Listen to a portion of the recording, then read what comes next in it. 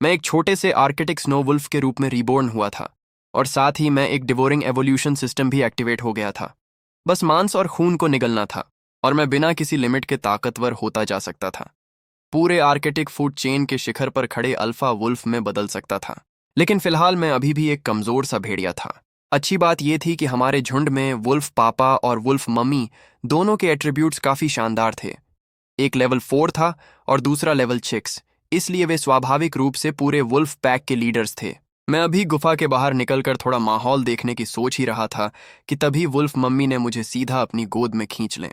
तभी मैंने नोटिस किया कि मम्मी की गोद में एक और नन्हे आर्कटिक फीमेल वुल्फ थी, जो शायद मेरी छोटी बहन थी। वो मजे से दूध पी रही थी। उसे देखकर मैं भी धीरे धीरे पास गया और उसकी नकल करते हुए दूध पीने लगा। अचानक मेरे कानों में सिस्टम की आवाज गूंजी, arctic wolf milk absorbed evolution points +0.1। ये सुनते ही मैं और ज्यादा एक्साइटेड हो गया। इस तरह मैं दूध पीते पीते और सिस्टम की लगातार नोटिफिकेशन सुनते सुनते गहरी नींद में डूब गया। ऐसे ही पूरा 1 महीना गुजर गया। अब मैं अपनी छोटी बहन से कई गुना बड़ा हो चुका था। मेरी तेज ग्रोथ देखकर पूरा वुल्फ पैक हैरान था। रीबर्थ के सिर्फ तीसरे दिन ही मैं खुद दौड़ने कूदने लगा था। 10वें दिन मैंने दूध पूरी तरह छोड़ दिया और बाहर से वुल्फ पापा जो प्रे लाते थे उसका मांस खाना शुरू कर दिया। 20वें दिन तक मेरा शरीर बहन से बहुत बड़ा हो चुका था, यहां तक कि मैं अपने चाचा वुल्फ के 6 महीने के बच्चे से भी बड़ा दिखता था। और 30वें दिन तक मेरा शरीर 1 साल के आर्कटिक वुल्फ जितना बड़ा हो चुका था। इस समय मैं लेवल 3 पर पहुंच चुका था। मेरे एचपी पूरे 3 इंस्टा पॉइंट्स तक पहुंच गए थे। बाकी सभी एट्रीब्यूट्स 30 थे। इसके अलावा हर लेवल अपर सिस्टम जो 10 बोनस एट्रीब्यूट्स देता था, उन्हें मैंने पूरा का पूरा स्पीड में डाल दिया था, जिससे मेरी स्पीड सीधे 6 स्टार्ट तक पहुंच गए। मेरी मौजूदा स्पीड शायद मेरे लेवल के किसी भी दूसरे वुल्फ से ज्यादा थी। यहां तक कि वुल्फ मम्मी भी मुझे पकड़ नहीं सकती थी। आसमान हो या जमीन, स्पीड ही ट्रुथ है। अगर स्पीड है तो लड़ाई हारने पर भी भागा जा सकता है। उसी समय एक आर्किटिक वुल्फ की गूंजती हुई हाउल ने मेरी सोच तोड़ दी। सिर उठाकर देखा तो वुल्फ पापा पूरे पैक को हंटिंग के लिए बुला रहे थे। ऐसी हाउल मैं लगभग हर दिन सुनता था, क्योंकि वुल्फ पापा और वुल्फ मम्मी रोज हंटिंग पर जाते थे। लेकिन आर्किटिक का एनवायरनमेंट बेहद हार्श, ऊपर से यहाँ प्रे भी बहुत कम मिलता था, इसलिए हर बार वे मुश्किल से कुछ छोटे मोटे जानवर ही पकड़कर ला पाते थे। जहां तक उन बड़े बड़े एनिमल्स की बात थी जो अक्सर दिखते थे, उन्हें छेड़ने की हिम्मत पूरा वुल्फ पैक भी नहीं करता था। शिखर दिन ब दिन मुश्किल होता जा रहा था। इस बार तो वुल्फ मम्मी, जो आमतौर पर डेन की रखवाली करती थी, उन्हें भी साथ जाना पड़ा। जाने से पहले उन्होंने अपना सिर मेरे शरीर से हल्के से रगड़ा, जैसे मुझे छोटी बहन का ध्यान रखने की रिस्पॉन्सिबिलिटी दे रही हो। फिर मुड़कर चली गई। रवाना होने से पहले वुल्फ पापा ने भी मेरी कजन सिस्टर को डैन की निगरानी करने का आदेश दिया। सब कुछ तय होने के बाद मम्मी पापा साथ और वुल्फस को साथ लेकर दूर निकल गए। इस बार गुफा के सभी 8 एडल्ट स्नो वुल्फस हंटिंग पर चले गए थे। पीछे सिर्फ 5 वुल्फ कब्स बचे थे। उनमें सबसे अलग एक ऑर्फन वुल्फ था, जो हमेशा अकेला रहना पसंद करता था। उसे वुल्फ मम्मी पापा ने हंटिंग के दौरान पाया था और दया करके घर ले आए थे। वो सिर्फ 3 महीने का था, लेकिन उसका शरीर मेरी 6 महीने वाली कजन के बराबर था। उसकी ग्रोथ भी बिल्कुल साधारण नहीं थी। वुल्फ पैक के जाने के बाद मैं कुछ देर सोच में डूब गया। मुझे लगा अब समय आ गया है कि मैं खुद हंटिंग पे निकल, क्योंकि मेरी एपिटाइट लगातार बढ़ती जा रही थी। मैं तो एक एडल्ट स्नो वुल्फ से भी ज्यादा खाने लगा था, जबकि वुल्फ मम्मी पापा पहले ही हंटिंग के लिए बहुत मेहनत करते थे। पिछले कुछ दिनों में वे साफ तौर पर दुबले हो गए थे। जाहिर था कि वे खुद भूखे रहकर सारा खाना मुझे और मेरी सिस्टर को दे रहे थे। ये देखकर मुझे लगा कि अब वक्त आ गया है कि मैं उनका कुछ बड़न शेयर करूं। इसके अलावा डिवाउरिंग एवोल्यूशन सिस्टम का अस्तित्व भी तय कर चुका था कि मुझे बाहर निकलकर बैटल्स और ब्लडशेड का सामना करना ही पड़ेगा। सोचते ही मैंने एक हल्की हॉल करके अपनी कजन को बता दिया। कजन ने जवाब में 2 बार हॉल की। वो मुझे रोकना चाहती थी, लेकिन मैंने उसकी बात अनसुनी कर दी और चुपचाप गुफा से बाहर निकल आया। आर्कटिक एक ऐसी दुनिया थी जो एंडलेस स्नो और आइस से ढकी हुई थी। यहाँ लंबी और निर्दयी विंटर पड़ती थी। टेम्परेचर जरा सी देर में -40 डिग्री सेल्सियस से -50 डिग्री सेल्सियस तक गिर जाता था। हालांकि मैं स्नो वुल्फ बन चुका था, लेकिन बाहर कदम रखते ही मुझे आर्कटिक की हड्डियां जमा देने वाली ठंड महसूस हुई। उसी समय सिस्टम की ठंडी आवाज सुनाई था। Harsh weather damage receive HP 1 extreme weather के कारण होस्ट की स्टैमिना कंजम्पेशन 2 गुनी हो गई है। कृपया एनर्जी बचाकर इस्तेमाल करें। इस आवाज ने मुझे याद दिलाया कि मैं ज्यादा देर बाहर नहीं घूम सकता। मैंने ठंडी हवा का एक डीप ब्रेथ लिया और धीरे धीरे गुफा से दूर बढ़ने लगा। शुरुआत में मेरा इरादा वुल्फ पापा के हंटिंग ट्रेल का पीछा करने का था, लेकिन आधे रास्ते में मुझे कुछ स्नो रैबिट्स के बिल दिखाई दिए। वे बर्फ पर उगी मॉस को बड़े मजे सिखा रहे थे। मेरा दिल तुरंत हिल गया। अगले ही पल उन स्नो रैबिट्स के एट्रीब्यूट्स मेरी आंखों के सामने उभर आए। उनमें सबसे ताकतवर वाला लेवल 3 का था और उसकी स्पीड तो 53 तक पहुंच चुकी थी। बेहद डरावनी स्पीड। यही वजह थी कि वुल्फ मम्मी पापा आम तौर पर उन्हें इग्नोर कर देते थे। इन रैबिट्स को पकड़ना सच में बहुत ज्यादा मेहनत मांगता था, लेकिन मेरे लिए ये कोई बड़ी बात नहीं। मैंने अपनी सांस रोक ली, पेट को जमीन से चिपका दिया और धीरे धीरे आगे रेंगने लगा। जब दूरी सिर्फ 10 मीटर रह गई, तब उस स्नो रैबिट ने मुझे देख लिया और घबराकर जान बचाकर भागने लगा। मैंने अपना शरीर झोंक दिया और बिजली की तरह आगे लपका। हवा में मेरे तेज वुल्फ क्लॉज निकल पड़े। हो गया। आधे घंटे बाद 6 आर्कटिक रैबिट सफेद बर्फ पर बिखरे पड़े थे और मेरी भी आधी से ज्यादा स्टैमिना खत्म हो चुकी थी। मैं सीधे एक आर्कटिक रैबिट की लाश के पास गया और एक बड़ा सा कॉर निगल लिया। होस्ट आर्कटिक रैबिट का मांस खा रहा है। एक एवोल्यूशन पॉइंट प्राप्त हुआ। सिस्टम की आवाज सुनते ही मैं और भी तेजी से खाने लगा। किसी भी तरह का खाना निगलने पर एवोल्यूशन पॉइंट्स मिलते थे। बस शुरुआत में मिलने वाले पॉइंट्स ज्यादा होते थे। नर खरगोश और एक छोटे खरगोश को खत्म करने के बाद एवोल्यूशन पॉइंट्स घटकर सिर्फ 0.1 रहेगा। 2 आर्कटिक रैबिट्स को पूरी तरह साफ करने के बाद मैंने और नहीं खाया। मैंने जमीन पर पड़े खरगोशों की लाशों को मुंह में दबाया और लड़खड़ाते हुए गुफा की तरफ चल पड़ा। लेकिन मुझे क्या पता था कि जो कुछ अभी हुआ था वो सब दूर खड़ी एक ऑफ रोड व्हीकल में बैठे एक्सप्लोरर्स साफ साफ देख चुके थे। मैं बाकी बचे 4 आर्कटिक रैबिट्स भी गुफा तक ले आया। कजिन बहन, छोटी बहन और बाकी वुल्फ कब्स उन्हें देखकर खुशी से हुआ हुआ करने लगे। उनकी आंखों में हैरानी और सम्मान साफ झलक रहा था। मैंने धीमी गुर्राहट की और एक छोटे खरगोश की लाश उनके सामने फेंक दी। इजाजत मिलते ही सारे वुल्फ कब्स टूट पड़े, खुशी के मारे जैसे उनकी लॉटरी लग गई हो। खासकर वो अनाथ वुल्फ कब्स। वो तो मेरी कमजोर कजिन के हिस्से का मांस भी छीनने की कोशिश करने लगा। मैंने उसे रंगे हाथों पकड़ लिया। धड़ाम, मेरे पंजे का एक थप्पड़ उसे 3-4 मीटर दूर उड़ा ले गया। मैंने गुस्से में 2 बार जोर से गुर्राया। अनाथ भेड़िया लड़खड़ाकर उठा और घबराहट में कराहते हुए सिर झुकाकर अपनी गलती मानने लगा। बड़ी मछली छोटी मछली को खाती है, ताकतवर ही राजा बनता है। ये नियम एक बार फिर साफ दिखाई दे रहा था।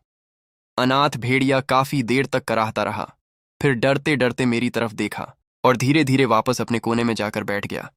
कुछ देर बाद ही उसने हिम्मत जुटाकर आर्कटिक रैबिट की लाश के पास जाना शुरू की।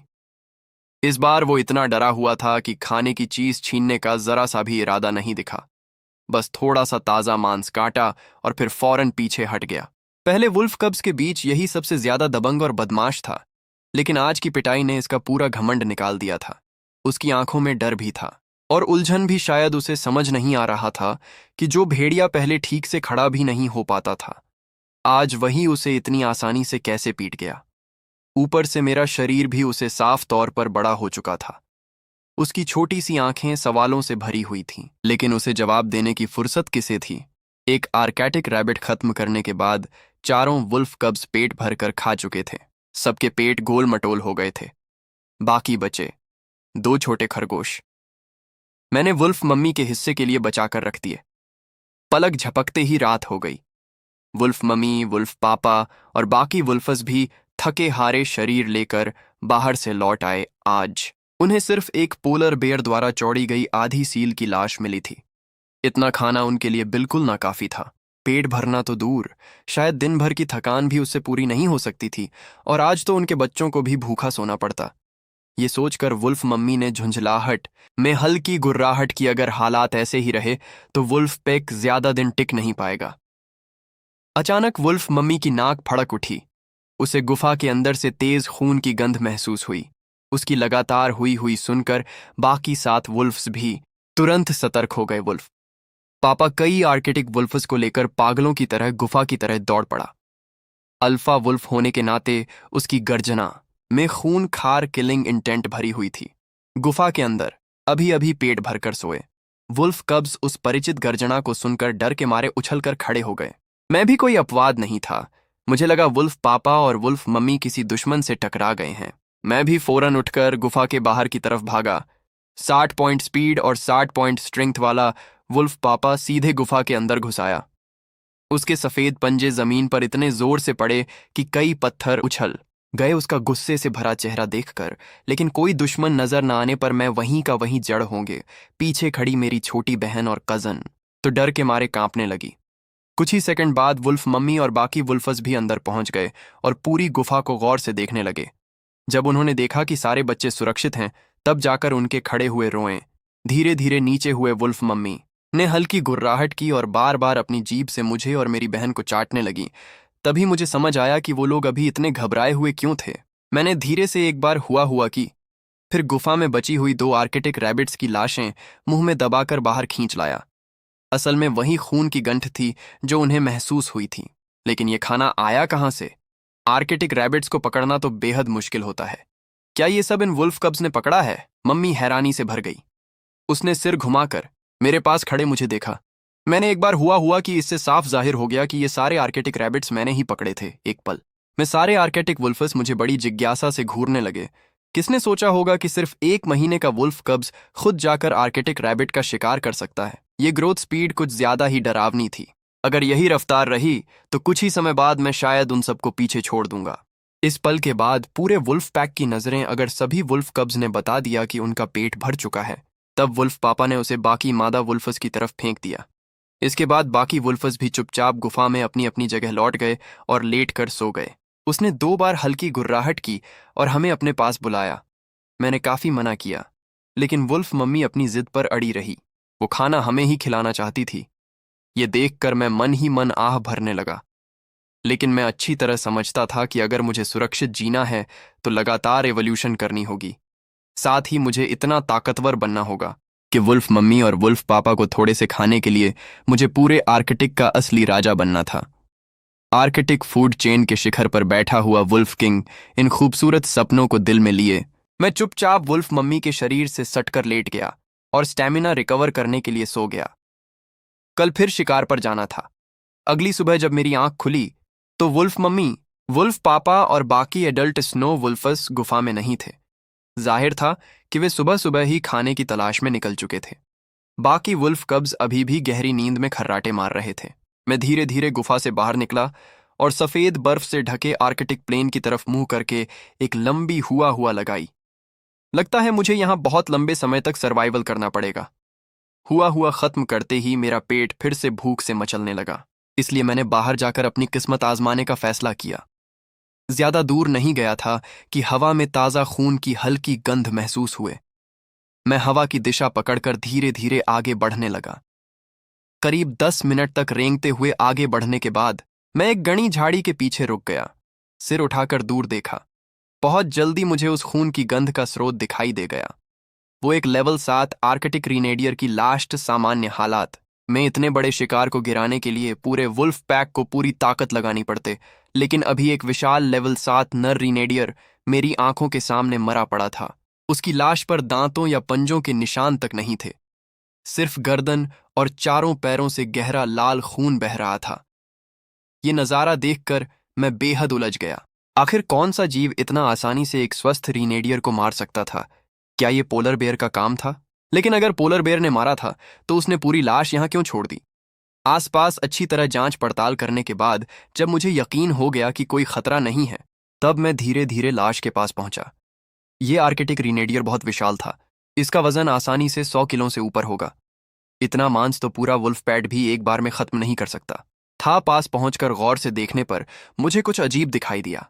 उसके दोनों सिंग गायब थे और जहां से काटे गए थे वहां कट बिल्कुल सीधा और सपाट था, मानो किसी ने चाकू से काट दिया हो। ये किसी जंगली जानवर के दांतों के निशान बिल्कुल नहीं थे। क्या इसे इंसानों ने मारा था? तय मुझे अपनी एवोल्यूशन स्पीड और तेज करनी हो। बिना किसी हिचकिचा हटके मैं नीचे झुका और आर्कटिक रीनेडियर की लाश खाना शुरू कर दी। वो अभी अभी मरा था। उसका शरीर पूरी तरह सख्त भी नहीं हुआ था। मैंने उसके सीने पर एक जोरदार कांटा मारा और ताजा मांस का बड़ा टुकड़ा नोचन। होस्ट ने आर्कटिक रीनेडियर का मांस खाया। Evolution points +3। सिर्फ एक निवाला पेट में जाते ही मेरी आंखें चमक उठीं। 3 एवोल्यूशन पॉइंट्स। वाकई आर्कटिक रिनेडियर का मांस कमाल का था। मैं और तेजी से खाने लगा। सिस्टम की नोटिफिकेशंस लगातार मेरे कानों में गूंजती रहीं। धीरे धीरे एवोल्यूशन पॉइंट्स 3 से कम होने लगे। करीब 2-3 किलो मांस खाने के बाद मेरा पेट लगभग 70-80% भर चुका था। तब जाकर मैंने खाना बंद किया। वैसे भी इस बर्फीले जंगल में जरूरत से ज्यादा पेट भरकर खाना अपनी चाल को सुस्त बनाने जैसा था। इस वक्त मैं 70 से ज्यादा एवोल्यूशन पॉइंट्स जमा कर चुका था। बस 10 से भी कम पॉइंट्स की कमी थी और मैं एक बार फिर एवोल्यूशन कर सकता था। अपने इंसानी दिमाग का फायदा उठाते हुए मैंने कुछ मोटी टहनियां उठाकर रीनेडियर की लाश के नीचे लगा दी। इस तरीके से घर्षण कम हो गया। फिर मैं धीरे धीरे उसे गुफा की तरफ घसीटने लगा। अगर मेरे पास ये दिमाग ना होता तो शायद वुल्फ पापा को भी इस शिकार को खींच कर ले जाने में पसीना आ जाता। लेकिन तभी खून की गंध सूंघ कर एक धूसर सफेद धब्बों वाला फीलाइन बीस्ट वहां आ पहुंचा।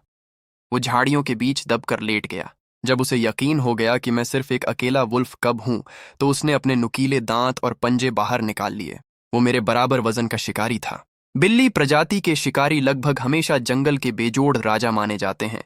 उसकी लंबी और लचीली टांगें थीं और भूख सहने की क्षमता भी बेहद जबरदस्त थी। वो सचमुच एक जन्मजात हंटर था। लगता था कि यह दानव 2 दिनों से भूखा था, लेकिन सामने इतना बड़ा शिकार पड़ा होने के बावजूद उसने खुद को काबू में रखा। चुपचाप सही मौके का इंतजार करता रहा। ठीक उसी समय जब मैं पूरी ताकत लगाकर रिनेडियर की लाश खींच रहा था, मेरा संतुलन बिगड़ा और मैं धड़ाम से जमीन पर गिर पड़ा। उसी पल झाड़ियों में छिपा शिकारी बिजली की तरह बाहर निकल आया। धध तेरे की लिंक्स। उसका स्टेटस पैनल तुरंत मेरी आंखों के सामने उभर आया। Level 4, HP 398, speed 53। उसका लेवल मुझसे 1 लेवल ऊंचा था। आमतौर पर लिंक्स भेड़ियों को छेड़ने की गलती नहीं करते, लेकिन समस्या ये थी कि मैं सिर्फ एक वुल्फ कप था। ऊपर से उसकी स्पीड भी पूरे 53 पॉइंट्स थी। मैं तुरंत जमीन से उठ खड़ा हूं, लेकिन फिर भी एक पल देर हो गई। उसके अगले पंजे ने मेरे शरीर को चीर दी। उसके तेज पंजों ने पलक झपकते ही मेरी चमड़ी और मांस फाड़ डाला। तेज दर्द मेरे पूरे शरीर में फैल गया। मैं तुरंत पीछे उछला और दूरी बना ली। वोल्फ बनकर पुनर्जन्म लेने के बाद यह मेरी पहली असली लाइफ और डेथ बैटल थी। आर्कटिक में कोई दया, न्याय या इंसानियत नहीं थी। यहां सिर्फ बड़ा छोटा को खाता था। अगर जिंदा रहना था तो मुझे और ज्यादा निर्दयी और ताकतवर बनना था। लेकिन शुक्र था, मेरी स्पीड अभी भी उस लिंक्स से ज्यादा थी। एक तरफ 7, दूसरी तरफ 53। हम दोनों पागलों की तरह तेज रफ्तार से टकराए। मुलाकात होते ही एक दूसरे को फाड़ने लगे। उसके पंजों ने मेरे शरीर पर एक और गहरा जख्म बना दिया। ताजा खून बहने लगा। मेरी आंखें भी खून की तरह लाल हो उठीं। मैंने दर्द की परवाह नहीं की। सीधे उसका गला पकड़ने के लिए झपटा, लेकिन वो फुर्ती से बच गया। हालांकि मैंने उसकी कमर में दांत गड़ा दिया। एक बड़ा मांस का टुकड़ा सीधे उखड़ गया। होस्ट ने बीस्ट फ्लैश खाया। Evolution points plus 2.5। ये भी हो सकता है। इसके बाद लड़ाई और ज्यादा खूनी हो गई। जब तक उसके पंजे मेरे किसी वाइटल पॉइंट पर नहीं पड़ते, मैं दर्द को नजरअंदाज करता रहा। बस मौका मिलते ही उसके मांस को नोचता रहा। जब उसका अगला पंजा घायल हो गया तो वो दर्द से गरजा, फिर भागने की कोशिश करने लगा। लेकिन मैं उसे इतनी आसानी से जाने देने वाला नहीं था। अपनी स्पीड के भरोसे मैं लगातार उसके पीछे पड़ा रहा। मैं एक छलांग में उसकी पीठ पर चढ़ गया और फिर उसके शरीर से एक और खूनी मांस का टुकड़ा नोच लिया। होस्ट ने बीस्ट फ्लैश खाया। Evolution points plus 2. जैसे ही वो मांस मेरे पेट में पहुंचा, एक उफनती हुई एवोल्यूशन एनर्जी पूरे शरीर में दौड़ गई। बधाई हो होस्ट, आप लेवल 4 पर पहुंच गए हैं। मैंने बिना सोचे सारे बोनस एट्रीब्यूट पॉइंट्स फिर से स्पीड में जोक दिए। एक झटके में मेरी स्पीड 80 तक पहुंच गई। उसी समय मेरे नीचे दबा लिनक्स अचानक लोटपोट हुआ। उसने मुझे झटक कर नीचे गिरा दिया, फिर 3 टांगों के सहारे जान बचाकर भागने लगा। लेकिन अब मेरी नजरों में उसकी हर हरकत बेहद धीमी लग रही था। अगर तू मेरे खाने पर हाथ डालने आया है तो यहां मरने की तैयारी भी करके आना चाहिए था। मैं सफेद परछाई बनकर उसके पीछे दौड़ा। पलक झपकते ही उसे पकड़ लिया।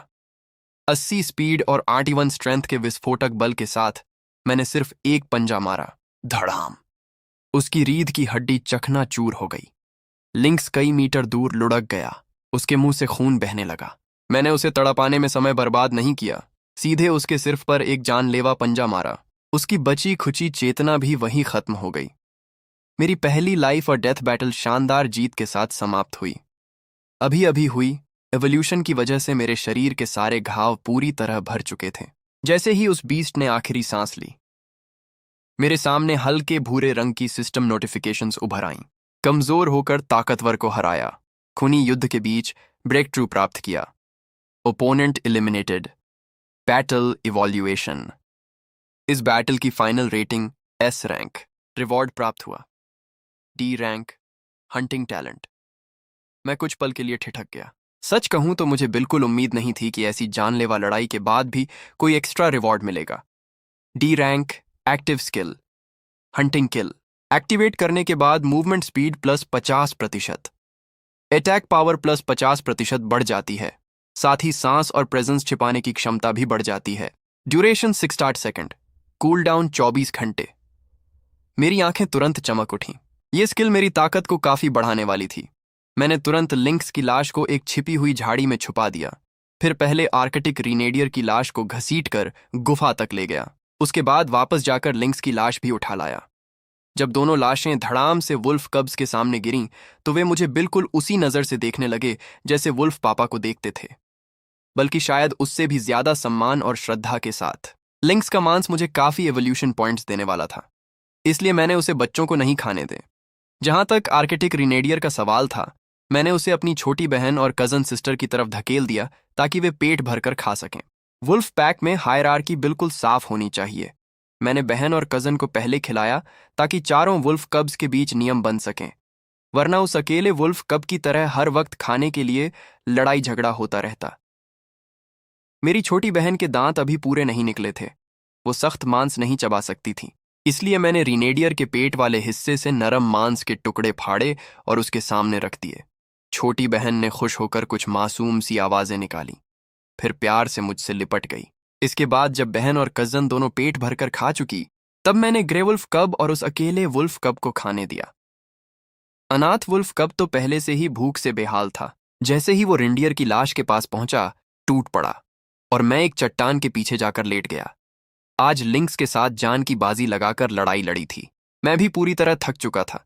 छोटी बहन भी पेट भरने के बाद लड़खड़ाते हुए मेरे पास आई, मेरे शरीर से सटकर लेट गई और सो गई।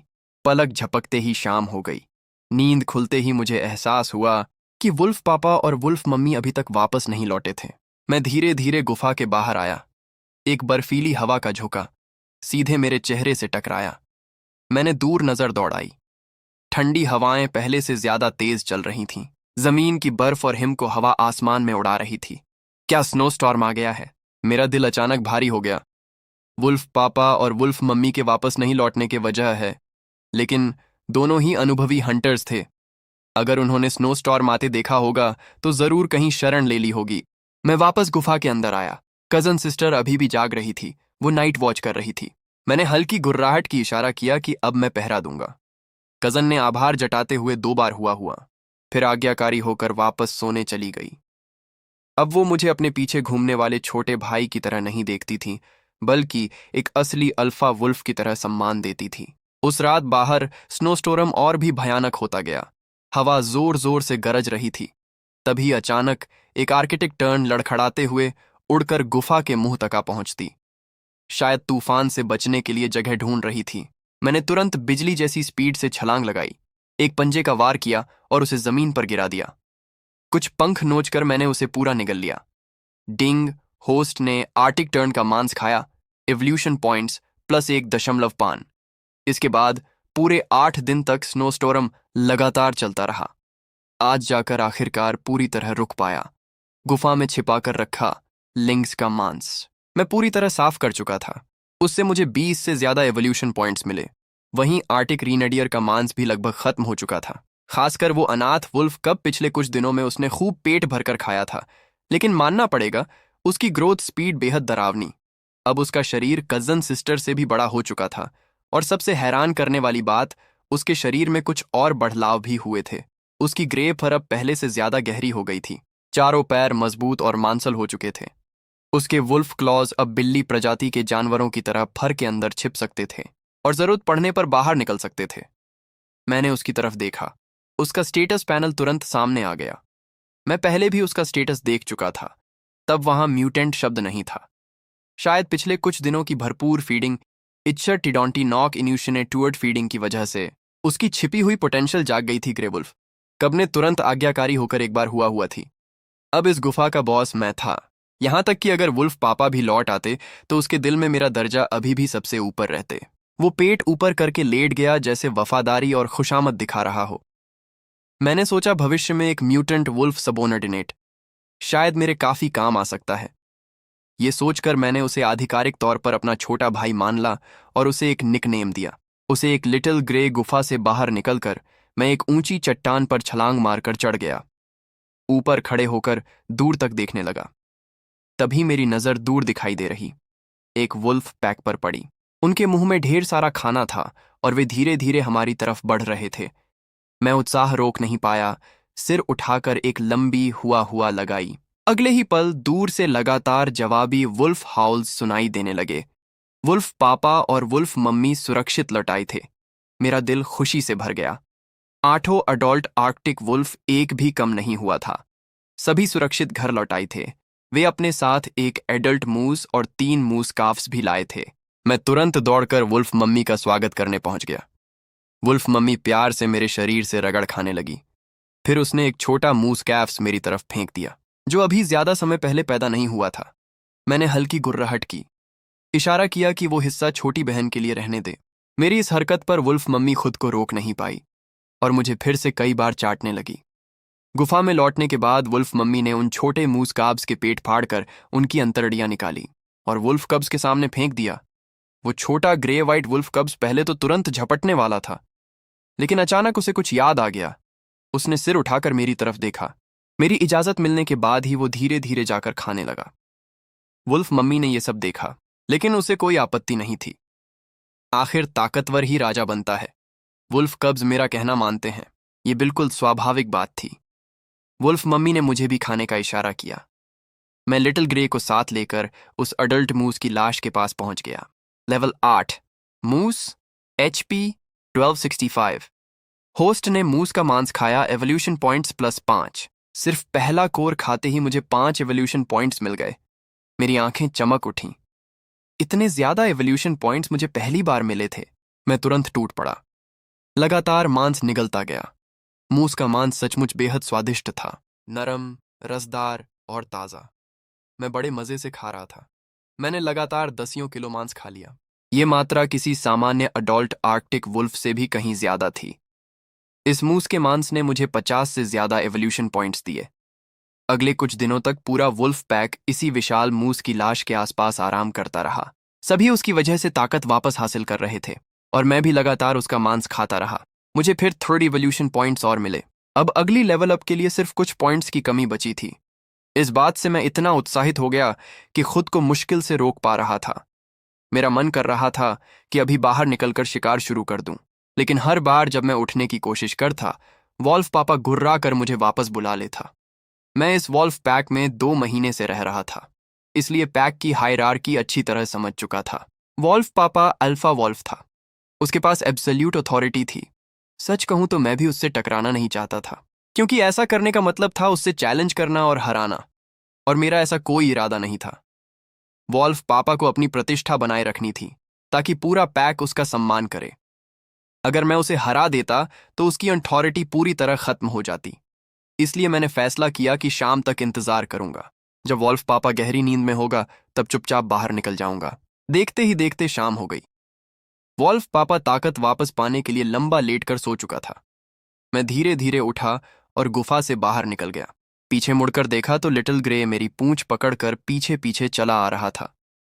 उसके स्टैट्स भी जल्द ही लेवल 3 तक पहुंचने वाले थे, इसीलिए मैंने उसे वापस भेजने की कोशिश नहीं की। आज आसमान पूरी तरह धूसर था। विजिबिलिटी भी काफी खराब थी। शायद यही वजह थी कि वुल्फ पापा ने आज शिकार पर जाने का फैसला नहीं किया था। लेकिन मैं अलग था। मुझे सिर्फ 5 एवोल्यूशन पॉइंट्स और चाहिए थे। लेवल अप का लालच इतना बड़ा था कि मैं खुद को रोक नहीं पा रहा था। मैं लगातार शिकार की तलाश में घूमने लगा। ज्यादा समय नहीं बीता कि हमें एक आर्कटिक रैबिट कॉलोनी मिल गई। लेकिन अब उन रैबिट से मिलने वाले एवोल्यूशन पॉइंट्स इतने कम थे कि उन पर समय बर्बाद करने का मन ही नहीं हुआ। हालांकि पीछे खड़ा लिटिल ग्रे बेचैन हो रहा था। वो हमला करना चाहता था।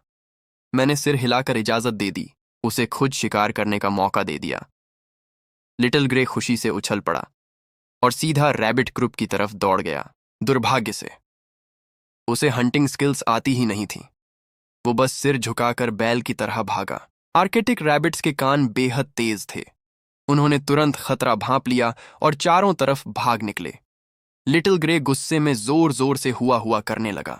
मैं सिर सिर हिलाकर रह गया, फिर उसके पास गया और एक थप्पड़ जड़ दिया। उसके बाद मैंने उसे सिखाना शुरू किया, जमीन से चिपक कर कैसे रेंगना है, अपने निशान कैसे छिपाने हैं और शिकार के करीब कैसे पहुंचा। लिटिल ग्रे बेहद ध्यान से सीख रहा था। वो बार बार प्रैक्टिस करता रहा। मैं उसे सिखाते हुए आगे बढ़ता गया और साथ साथ शिकार भी ढूंढता रहा। अचानक मेरी सिक्स्थ सेंस ने खतरे का संकेत दिया। पूरे शरीर में सिहरन दौड़ गई। वॉल्फ पर खड़ी हो गई। मैंने तुरंत लिटिल ग्रे को दबाकर झाड़ियों में छिपा दिया और खुद भी पूरी तरह छिप गया। जैसा मैंने सोचा था, कुछ ही सेकंड बाद एक विशाल ग्रेबेयर झाड़ियों से बाहर निकला। उसकी ऊंचाई लगभग 2 मीटर थी। वो आराम से टहलता हुआ बाहर आया, फिर पेड़ की शाखाओं से जंगली फल तोड़कर खाने लगा। उसके स्टैट्स देखकर मैं सन्न रह गया। ये राक्षस बहुत ज्यादा ताकतवर था। मेरी मौजूदा ताकत से अगर मैं अकेला होता तो भागकर बच सकता था, लेकिन लिटिल ग्रे नहीं बच पाता। इसलिए मैंने पूरी ताकत से उसे जमीन पर दबाकर रखा ताकि वो कोई हरकत ना करे। सौभाग्य से ग्रे बेयर ने हमारी गंध नहीं पकड़ी। फल खाने के बाद वो धीरे धीरे वहां से चला गए। इस खतरनाक इनकाउंटर ने मेरे अंदर एवोल्यूशन की चाहत को और भी ज्यादा बढ़ा दिया। एक दिन ऐसा जरूर आएगा जब ग्रे बेयर और पोलर बेयर दोनों मेरे मेन्यू का हिस्सा होंगे। हम दोनों फिर कुछ देर और घूमते रहे। आखिरकार हमें एक अकेली फीमेल मस्क ऑंक्स दिखाई दी। वो अपने झुंड से बिछड़ गई थी और अभी पूरी तरह अडल्ट भी नहीं हुई थी। उसका शरीर दुबला पतला था। लेवल 6, HP 10 और 68। जोखिम जितना बड़ा, फायदा भी उतना बड़ा। मैंने गहरी सांस ले और धीरे धीरे अपने नुकीले वुल्फ फैंक्स बाहर निकाल दी। मैंने लिटिल ग्रे को इशारा किया कि झाड़ियों में चुपचाप लेटा रहे, बिल्कुल भी हरकत न करे। ये मस्क ऑंक्स कम से कम 200-300 किलो की थी और उसका वजन मेरे मौजूदा शरीर से कई गुना ज्यादा था। मैं धीरे धीरे बर्फीली जमीन पर रेंगते हुए आगे बढ़ा। अगर उसके सींग का एक भी वार लग जाता तो मेरा खेल वहीं खत्म हो जाता। वो मस्क ऑंक्स अपने झुंड से बिछड़ चुकी थी, घबराकर अपनी मां के निशान ढूंढ रही थी। उसे बिल्कुल भी अंदाजा नहीं था कि मौज चुपचाप उसकी तरफ बढ़ रही है। लेकिन इस वक्त का पूरा नजारा दूर खड़ी ग्रे वाइट ऑफरोड व्हीकल में बैठी एक एक्सप्लोरर की नजरों में भी आ चुका था। उस लड़की का नाम टिफनी था। टिफनी रूस के नॉर्थ रीजन की रहने वाली थी। उम्र 23 साल, सुनहरे बाल और एम्बर कलर की आंखें। वो एक वाइल्ड लाइफ रिसर्च स्कॉलर थी। पिछले कई दिनों से आर्कटिक में डॉक्यूमेंट्री शूट कर रही थी, साथ ही फेसबुक पर लाइव स्ट्रीम भी चला रही थी। उसकी नजर दूर बैठे उस आर्कटिक वुल्फ पर टिकी हुई थी जो अकेले मस्क ऑंक्स का शिकार करने की तैयारी कर रहा था।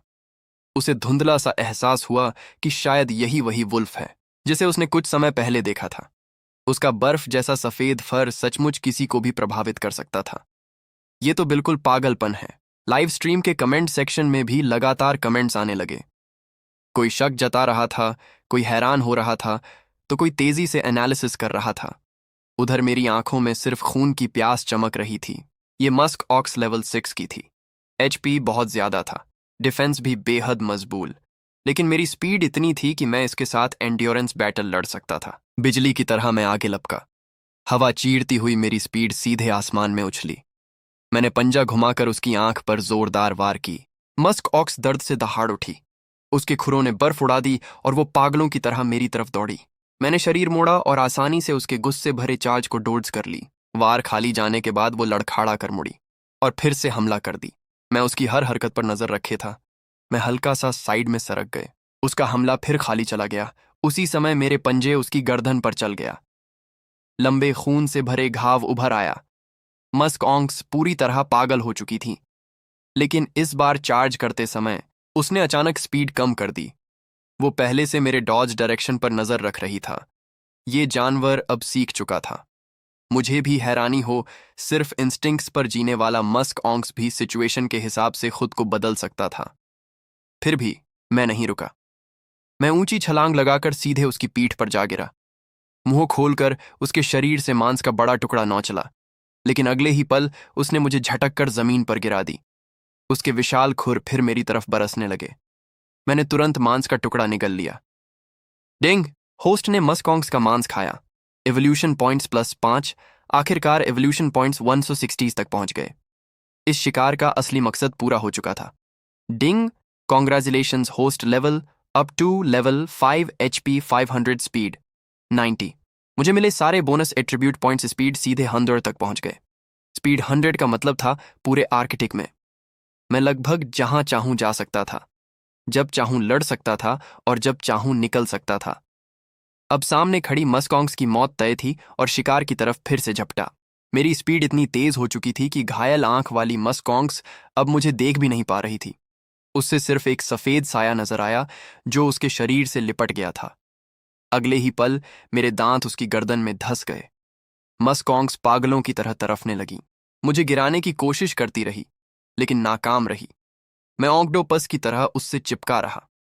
मेरे पंजे उसके पेट और गर्दन को लगातार चीरते रहे। एक के बाद एक नए घाव खुलते गए। दूर खड़ी टिफनी ये सब देखकर स्तब्ध रह गई। अभी कुछ देर पहले तक वो उस अकेले आर्कटिक वुल्फ की चिंता कर रही थी, लेकिन एक पल में पूरा हालात पलट चुका था। उसने झुककर लाइव स्ट्रीम की तरफ देखा। व्यूअर्स की संख्या 3000 से ऊपर पहुंच चुकी थी। फैंटास्टिक, वर्ल्ड नेचर सचमुच कमाल की चीज है। मुझे अपनी पिछली बात वापस लेनी पड़ेगी। टिफनी मुस्कुराई और लाइव ऑडियंस से बात करने लगी। सबका धन्यवाद, मैं इस व्हाइट वुल्फ को स्पेशल अटेंशन दूंगा। इसी दौरान मेरी लंबी हुआ गूंज उठी और आखिरकार मस्क ऑक्स धड़ाम से जमीन पर गिर पड़ी, मर चुकी थी। मेरी आंखों के सामने सिस्टम नोटिफिकेशंस उभर आए। Weak defeat, strong break through during battle, perfect dodge final victory battle, rating S rank reward 10 potential potion reward, 3 evolution potion. मैं खुशी से सिर उठाकर लंबी हुआ करने लगा। लगता है अगर बैटल में पर्याप्त ब्रेक थ्रू मोमेंट्स हो तो रेटिंग काफी ऊंची मिलती है। मैंने तुरंत मस्क ऑक्स की लाश खाना शुरू कर दिया। डिंग होस्ट ने मस्क ऑक्स का मांस खाया। एवोल्यूशन पॉइंट्स +4.7 करीब 7 से 8 किलो मांस खाने के बाद मैं रुक गया। इस भोजन से मुझे 40 से ज्यादा एवोल्यूशन पॉइंट्स मिले। आर्कटिक में अब ठंड का मौसम पूरी तरह आ चुका था। आसमान काला पड़ चुका था। अंधेरे में मेरी नीली आंखें अब हरे प्रकाश से चमक रही थी। दूर टिफनी भी वापस जाने की तैयारी कर रही थी। उसने इंजन स्टार्ट किया और उसकी गाड़ी धीरे धीरे दूर अंधेरे में गायब हो गई। मैंने फिर लिटिल ग्रे को आवाज लगाई, जो अब तक छिपकर बैठा हुआ था। उसे बाहर आकर खाने को कहा। लिटिल ग्रे कई घंटों से जमीन से चिपका पड़ा था। ठंड से उसका पूरा शरीर अकड़ चुका था, लेकिन मेरी आवाज सुनते ही वो खुशी से दौड़ पड़ा और सीधे मस्क ऑक्स की लाश पर टूट पड़ा। मैं इधर उधर घूमकर 2 मजबूत टहनियां ढूंढने लगा ताकि इस मस्क ऑक्स की लाश को घसीट कर गुफा तक ले जा सकता। इतनी बड़ी मस्क ऑक्स पूरे वुल्फ पैक को कई दिनों तक पेट भरकर खिला सकती थी। वापसी के रास्ते में मेरी मुलाकात 3 आर्कटिक वुल्फ के एक छोटे वुल्फ पैक से हुई।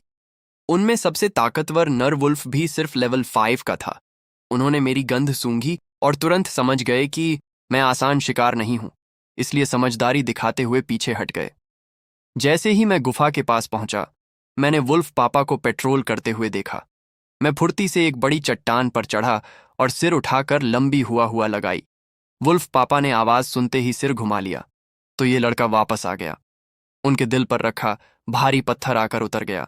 जब से वो जागे थे और उन्हें मैव लिटिल ग्रे गायब मिले थे, तब से वो लगातार परेशान थे। बेशब एल्फा वुल्फ होने के नाते वो इस बात से बेहद नाराज भी थे कि मैं बिना बताए निकल गया था। लेकिन तभी उनकी तेज सूंघने की शक्ति को खून की गंध महसूस हुई। अंधेरी रात में उन्होंने मेरे सफेद फर पर फैले उनके दांत तुरंत बाहर निकल आए। क्या मेरा बेटा घायल हो गया? वुल्फ पापा गुस्से में मेरी तरफ दौड़े, लेकिन पास पहुंचते ही पूरे शरीर को चाटकर जांचने लगे। जल्दी ही उन्हें समझ आ गया कि यह खून मेरी बॉडी से नहीं आ रहा था, लेकिन लाश देखते ही उनकी सारी बातें गले में अटक गईं। उन्होंने दोबारा मेरी तरफ देखा। तभी उन्हें एहसास हुआ कि मेरा शरीर अब लगभग उनके बराबर हो चुका था। चाहे ताकत हो, चाहे शरीर का आकार, चाहे हंटिंग एबिलिटी या फिर फूड कलेक्शन, हर मामले में मैं शायद उन्हें पीछे छोड़ चुका था। वुल्फ पापा भी आगे बढ़े और मस्कॉन्ग्स की लाश खींचने में मदद करने लगे। वुल्फ की स्मेल सेंस बहुत तेज होती है, इसलिए गुफा के बाग की वुल्फस भी खून की गंध से जाग गए। सभी मस्कॉन्ग्स की लाश को देखकर हैरान रह गए। उन्हें लगा कि अल्फा वुल्फ अकेले शिकार करके लौटा है, लेकिन जब वुल्फ पापा ने हल्की गुर्राहट की और मेरी तरफ देखा, तब पूरे पैक को समझा है इस मस्कॉन्क्स को मैंने अकेले मारा था। अब पूरा वुल्फ पैक मुझे अलग नजरों से देखने लगा। उनकी आंखों में सम्मान के साथ साथ डर भी था। कई फीमेल वुल्फ्स धीरे धीरे मेरे पास आने लगी। उन्होंने मेरे फरस से खून साफ करना शुरू कर दी। कुछ तो धीरे धीरे अपनी पूंछ भी हिला रही थी। ये साफ साफ कोर्टशिप बिहेवियर था, मतलब वो मुझे इंप्रेस करने की कोशिश कर रही थी। अच्छी बात यह रही कि वुल्फ मम्मी ने समय रहते दांत दिखाकर उन्हें डांट दिया, तभी वे पूंछ दबाकर दूर हट गईं। अगर वुल्फ मम्मी बीच में ना आती आज तो मैं सचमुच फ्रीज हो जाता। आखिर अंदर से मैं अभी भी इंसान ही था। किसी फीमेल वुल्फ के साथ रोमांस वाली सिचुएशन मेरे लिए पचाना मुश्किल था। मैंने वुल्फ पापा को खाने के लिए बुलाया, लेकिन उन्होंने कोई जवाब नहीं था। बस चुपचाप जाकर लेट गए और सो गए। वुल्फ वर्ल्ड में स्ट्रॉन्गेस्ट ही किंग होता है, और अब मेरी ताकत सचमुच वुल्फ पापा की पोजीशन को चुनौती देने लगी थी। असल वजह यही थी कि वो इतने खामोश थे। चाहे पिता पुत्र का रिश्ता हो, जब बच्चे बड़े हो जाते हैं तो आखिर उन्हें अलग पैक बनाना ही पड़ता है। वुल्फ पापा की उदासी देखकर मैंने भी फैसला कर ली, अब मुझे अलग रहना चाहिए। लिटिल ग्रे मेरा सबसे भरोसेमंद साथी था। उसे मैं जरूर साथ ले जाता। बाकी वुल्फ कब्स को भी ले जाना चाहता था, अगर वुल्फ पापा इजाजत देते तो। इसके बाद समय तेजी से बीत गया। पलक झपकते ही आधा महीना गुजर गया। वुल्फ पापा और वुल्फ मम्मी 4-5 बार शिकार पर गए, लेकिन नतीजे ज्यादा अच्छे नहीं रहे। सबसे सफल शिकार में भी उन्हें सिर्फ एक बेबी सी लाइन मिला, लेकिन इतना मांस 8 अडल्ट आर्कटिक वुल्फ के लिए बिल्कुल नाकाफी था। मैंने जल्दबाजी में पैक नहीं छोड़ा, बल्कि लिटिल ग्रे के साथ मिलकर पहले एक सुरक्षित नई गुफा ढूंढने लगा। इन दिनों मैंने 50-60 किलो मस्क ऑक्स का मांस और खाया, लेकिन एवोल्यूशन पॉइंट्स अब घटकर सिर्फ 0.1 रह गए थे। लिटिल ग्रे ने मुझसे थोड़ा ज्यादा फायदा उठाया और आखिरकार लेवल 3 तक पहुंच गया। अब लेवल 3 लिटिल ग्रे मेरे कई छोटे मोटे कामों में मदद कर सकता था। मैंने सिस्टम रिवॉर्ड्स पर नजर डाली। सबसे पहले थी एवोल्यूशन पॉइंट्स। इनका इफेक्ट था शिकार खाने पर मिलने वाले एवोल्यूशन पॉइंट्स 3 गुना हो जाते, और ये इफेक्ट पूरे 72 घंटे तक रहता। दूसरी थी पोटेंशियल पोशन। इनकी क्षमता शरीर की छिपी हुई लिमिट्स को जगाना था। पिछले कुछ दिनों में मैं 5 पोटेंशियल पोशन पी चुका था। मेरे वुल्फ फर पहले से ज्यादा चमकदार और मुलायम हो गए थे। हड्डियां और मजबूत हो गई थे। लंग कैपेसिटी भी काफी बढ़ गई थे। अब मैं 30 मीटर प्रति सेकंड की स्पीड से स्प्रिंट कर सकता था और लगातार 10 मिनट तक उस स्पीड को बनाए रख सकता था। लेकिन 5 पोशंस खत्म होने के बाद उनका इफेक्ट अब लगभग रुक गया था। मेरे पास अभी भी 5 पोशंस बची हुई थीं। मैंने तय किया कि उन्हें लिटिल ग्रे, छोटी बहन और कजन सिस्टर को दूंगा। एक रात जब वुल्फ पापा और वुल्फ मम्मी गहरी नींद में थे, मैं चुपचाप लिटिल ग्रे, छोटी बहन और कजन सिस्टर के पास गया और तीनों को एक एक पोटेंशियल पोटियन इंजेक्ट कर दी। अगली सुबह लिटिल ग्रे का फर पहले से कहीं ज्यादा चमकदार दिख रहा था। उसके चारों पैर भी काफी मजबूत और ताकतवर हो गए थे। वहीं छोटी बहन और कजन सिस्टर में अब भी कोई बड़ा बदलाव नजर नहीं आया, बस उनकी भूख पहले से काफी बढ़ गई थी। मैं लिटिल ग्रे को लेकर शिकार पर निकल पड़ा। आमतौर पर पोटेंशियल पोषण का असर लगभग 3 दिन तक रहता है। इस दौरान ज्यादा एक्सरसाइज और भरपूर खाना शरीर की पोटेंशियल जगाने में बहुत मदद करता है। इस हंटिंग ट्रिप में मैंने लिटिल ग्रे कोमेन हंटर की भूमिका दी। जल्द ही हमें एक लेमिंग कॉलोनी की गंध मिल गया। मेरी मंजूरी मिलते ही लिटिल ग्रे झाड़ियों में छिप गया और धीरे धीरे आगे बढ़ने लगा। अब उसे हंटिंग की कुछ बेसिक स्किल्स आ चुकी थीं। उसकी स्पीड लगभग 40 तक पहुंच चुकी थी, जो लेमिंग्स से कहीं ज्यादा थी। सिर्फ आधे मिनट के अंदर ही लिटिल ग्रे के पंजों तले 7 या 8 लेमिंग्स मारे जा चुके थे। थोड़ी देर पीछा करने के बाद उसने 2-3 लेमिंग्स मुंह में दबाए और वापस लौट आया। लिटिल ग्रे उत्साह से मेरी तरफ हुआ करने लगा। ये उसकी जिंदगी का पहला सफल सोलो हंट था। कुछ लेमिंग्स खाने के बाद मुझे थोड़े इवोल्यूशन पॉइंट्स मिले। बाकी खाना मैंने लिटिल ग्रे के लिए छोड़ दी। उसने कुछ लेमिंग्स को सावधानी से बर्फ में दबा भी दिया। वो बाद मैं उन्हें छोटी बहन और बाकी वुल्फस को खिलाना चाहता था। कुछ दिनों बाद मैंने फैसला किया कि अब लिटिल ग्रे, छोटी बहन, कजन सिस्टर और ग्रे वाइट वुल्फ कब को लेकर अलग पैक बनाया जाया था। हम सब पुरानी गुफा छोड़कर नई जगह चले गए। नई गुफा पुरानी जगह से लगभग 20 किलोमीटर दूर थी। एक ऊंचे पहाड़ पर स्थित। रास्ता खतरनाक और खड़ा था, लेकिन सुरक्षा बेहद शानदार थी। नई केव इतनी बड़ी थी कि उसमें दर्जनों वुल्फस रह सकते थे। मैंने सबको वहां बसाया और आधिकारिक तौर पर अपना खुद का वुल्फ पैक बना लिया। फिर आधा महीना और गुजर गया। पोलर नाइट पूरी तरह उतर चुकी थी। चारों तरफ अंधेरा छाया हुआ था। तापमान गिरकर -20 डिग्री सेल्सियस तक पहुंच गया। इस दौरान मैं कई बार लिटिल ग्रे को साथ लेकर शिकार पर गया। आज हमें आर्कटिक फॉक्स का एक पूरा परिवार मिल गया। आर्कटिक कॉन्टिनेंट में फॉक्स बेहद सतर्क जानवर माने जाते हैं। उन्हें पकड़ना आसान नहीं होता। आज किस्मत अच्छी थी। लिटिल ग्रे घूमते घूमते उनकी मान तक पहुंच गया था। मैंने घात लगाकर इंतजार किया और अपनी बिजली जैसी स्पीड का फायदा उठाते हुए एक एक फॉक्स को खत्म करने लगा। इस आर्कटिक फॉक्स फैमिली में एक एडल्ट मेल, 2 एडल्ट फीमेल और 7 कब्स थे। आखिर में मैंने 3 अडल्ट्स और 4 कब्स को मार गिराया, साथ ही एक कब्स को जिंदा पकड़ लिया। मैंने उस अधमरे आर्कटिक फॉक्स क्यूब को छोटी बहन और ग्रेव हाइट वुल्फ क्यूब के सामने फेंक दिया ताकि वे हंटिंग स्किल्स की प्रैक्टिस कर सकते हैं। इसके बाद मैंने एक एवोल्यूशन पोशन निकाली और इस्तेमाल कर ली। डिंग होस्ट ने आर्कटिक फॉक्स का मांस खाया। एवोल्यूशन पॉइंट्स +12 एवोल्यूशन पोटियन का असर शुरू होते ही मेरी भूख विस्फोट की तरह बढ़ गई। मैं टूट पड़ा, लगातार खाता गया। एक मोटी आर्कटिक फॉक्स को पूरा निगलने के बाद मुझे लगभग 100 एवोल्यूशन पॉइंट्स मिले। सब कुछ खत्म होने के बाद मैं तुरंत गुफा से निकल पड़ा। अब मेरी नज़र एक बहुत बड़े टारगेट पर थी, एक ग्रे बेयर जिस पर मैं काफी समय से नजर रखे हुए था। ये एक फीमेल ग्रे बेयर थी और उसने हाल ही में बच्चों को जन्म दिया था। इस वजह से उसकी एचपी और ताकत पहले से काफी कम हो चुकी थी। ऊपर से पोलर नाइट शुरू हो चुकी थी। फूड सोर्सेज कम होते जा रहे थे, इसीलिए उसके लिए ताकत वापस पाना बेहद मुश्किल था। मैंने इस शिकार को काफी समय पहले टारगेट कर लिया था, लेकिन जल्दबाजी नहीं की। आज मैं सिर्फ उसकी स्थिति और लोकेशन करने आया था। वो बाहर बेरीज और इंसेक्ट्स खा रही थी। काफी देर बाद धीरे धीरे वापस अपनी केव में चली गई। मैं काफी देर तक उसे देखता रहा। जब यकीन हो गया कि वो बाहर नहीं निकलेगी तब मैं वापस लौटने लगा। लेकिन तभी मेरी हरी वुल्फाइस ने दूर एक हल्की लाल रोशनी पकड़ ली। Infrared camera. वो एक एफसी टाइप इंफ्रारेड कैमरा था। लगता है पोलर नाइट के दौरान भी कुछ लोग आर्कटिक एनिमल्स की रिकॉर्डिंग कर रहे थे, लेकिन मुझे ऐसी चीजें बिल्कुल पसंद नहीं थीं। जिस ग्रे बेयर को मैंने टारगेट कर लिया था वो मेरा शिकार थी। मैं बिजली की तरह झपटा। 1 सेकंड से भी कम समय में कैमरा तक पहुंच गया। उसकी दोस्त डिवाइनर भी जाग गई। वो अभी भी नींद में थी।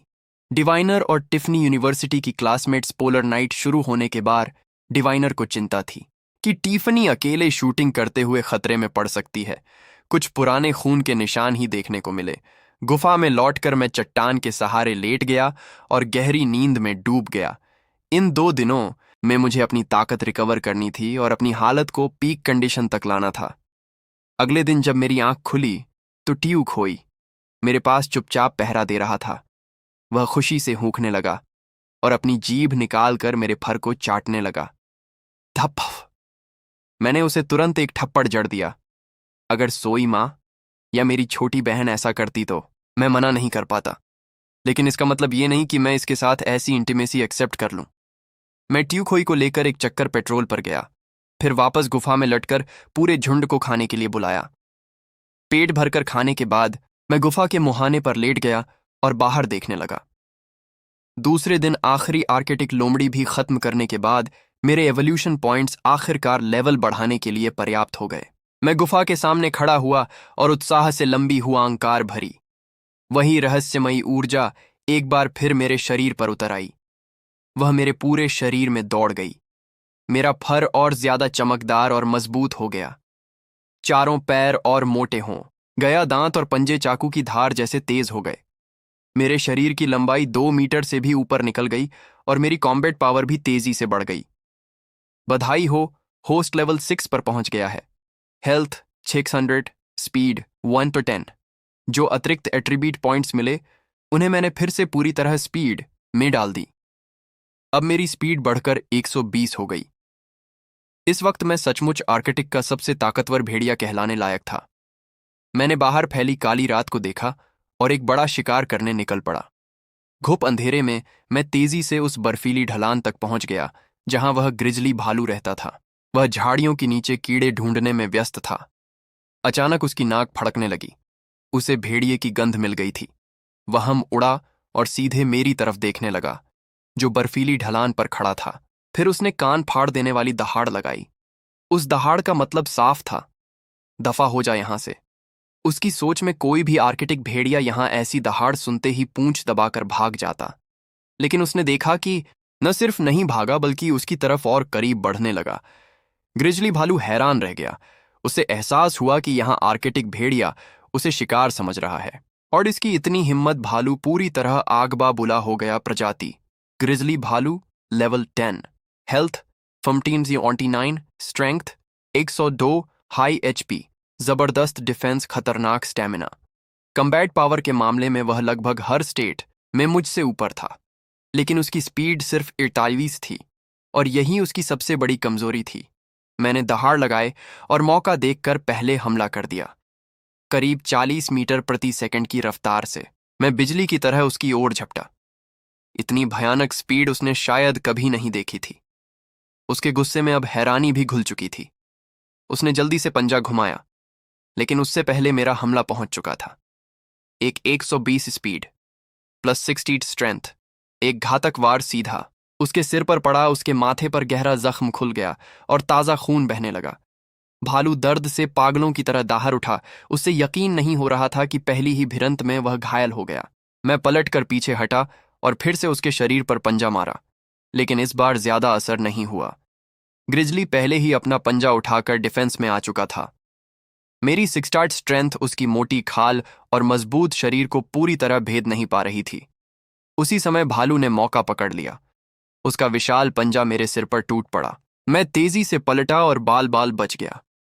उसका वार बर्फ पर पड़ा और वहां एक गहरा गड्ढा बन गया। 100 से ऊपर स्ट्रेंथ वाला यह ग्रिजली वाकई डरावना था। अगर उसका एक भी वार सीधे लग जाता तो शायद मेरी 10 जिंदगियां भी कम पड़ जाती। मुझे लगातार उसे जख्मी करके उसका हेल्थ धीरे धीरे खत्म करना था। मैंने फिर दहाड़ लगाए और दोबारा हमला किया। भालू अपनी लाल आंखों से मुझे घूरता रहा और फिर विशाल पंजा मेरी ओर घुमाया। धड़ाम! भेड़िए का पंजा और भालू का पंजा, उसकी स्ट्रेंथ मुझे 40 से भी ज्यादा पॉइंट ऊपर थी। उस ठक्कर ने मुझे कई मीटर पीछे उछाल दिया। काफी दूर जाकर मैं खुद को संभाल पाया। इस खूनी लड़ाई ने मेरे अंदर छिपी जंगली प्रवृत्ति को पूरी तरह जगा दिया था। जैसे ही उसे बढ़त मिली, भालू तुरंत मेरी तरफ झपटा। मैं तेजी से झुका, उसकी बगल से निकला और उसकी पीठ के पीछे पहुंच गया। फिर एक पंजा, दूसरा पंजा, तीसरा पंजा, लगातार उसके गर्दन और कंधे के पीछे गहरे वार करता गया। 3 से 4 सेंटीमीटर गहरे जख्म खुल गया और खून बहने लगा। भालू लड़खड़ा गया, लगभग बर्फ पर गिर ही पड़ा था। पीठ की जलती हुई पीड़ा ने उसे और ज्यादा पागल बना दिया। इसके बाद दर्जनों राउंड तक खूनी संघर्ष चलता रहा। अब उसके शरीर पर 10 से ज्यादा खुले घाव थे। खून लगातार टपक रहा था और बर्फ को लाल रंग में रंग रहा था, लेकिन उसका हेल्थ पूल अभी भी बेहद मोटा था।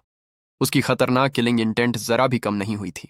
उसे मानना पड़ा कि यह आर्कटिक भेड़िया सचमुच बेहद ताकतवर था, लेकिन उसके हिसाब से इतना काफी नहीं था कि कोई उसका शिकार कर सके।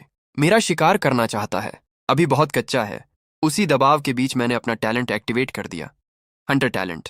मेरी हरी भेड़ियां आंखें अचानक खून जैसी लाल चमकने लगे। मेरे चारों पैर और मोटे हो गए, मांसपेशियां उभर आईं।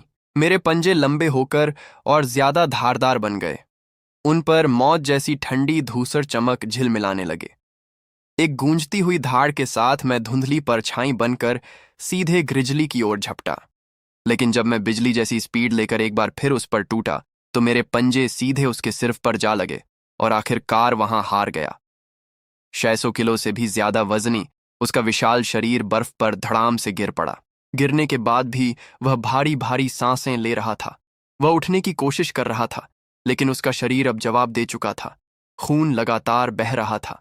उसकी आंखों में धीरे धीरे मौत का डर भरने लगा।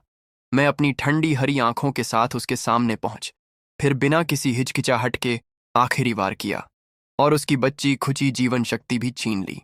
मेरी भेड़िए वाली हुआंकार रात के अंधेरे को चीरती हुई दूर तक गूंज गई। ये खूनी जीवन मरण का युद्ध आखिरकार समाप्त हो चुका था। उसी समय मेरे सामने सिस्टम की नोटिफिकेशन उभर आई। कमजोर होकर ताकतवर को हराया। खूनी जीवन मरण युद्ध, सटीक डॉज, भीषण लड़ाई, अंतिम विजय, लक्ष्यमृत, बैटल रेटिंग S+, इनाम प्राप्त D रैंक, रिकवरी टैलेंट। इनाम प्राप्त एक्स स्ट्रेंथनिंग सीरम। इनाम प्राप्त 10 इवोल्यूशन पोशन पहली बार S+। रेटिंग मिलने का इनाम वाकई बहुत जबरदस्त था। Recovery talent D rank. घाव भरने की स्पीड कई गुना बढ़ेगी। जहर से इम्यूनिटी, बैक्टीरिया और फंगल इन्फेक्शन से इम्यूनिटी। प्रभाव परमानेंट। मेरी आंखें चमक उठीं।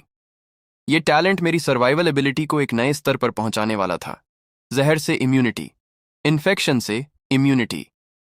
ये तो सचमुच ओवर पावर टैलेंट था।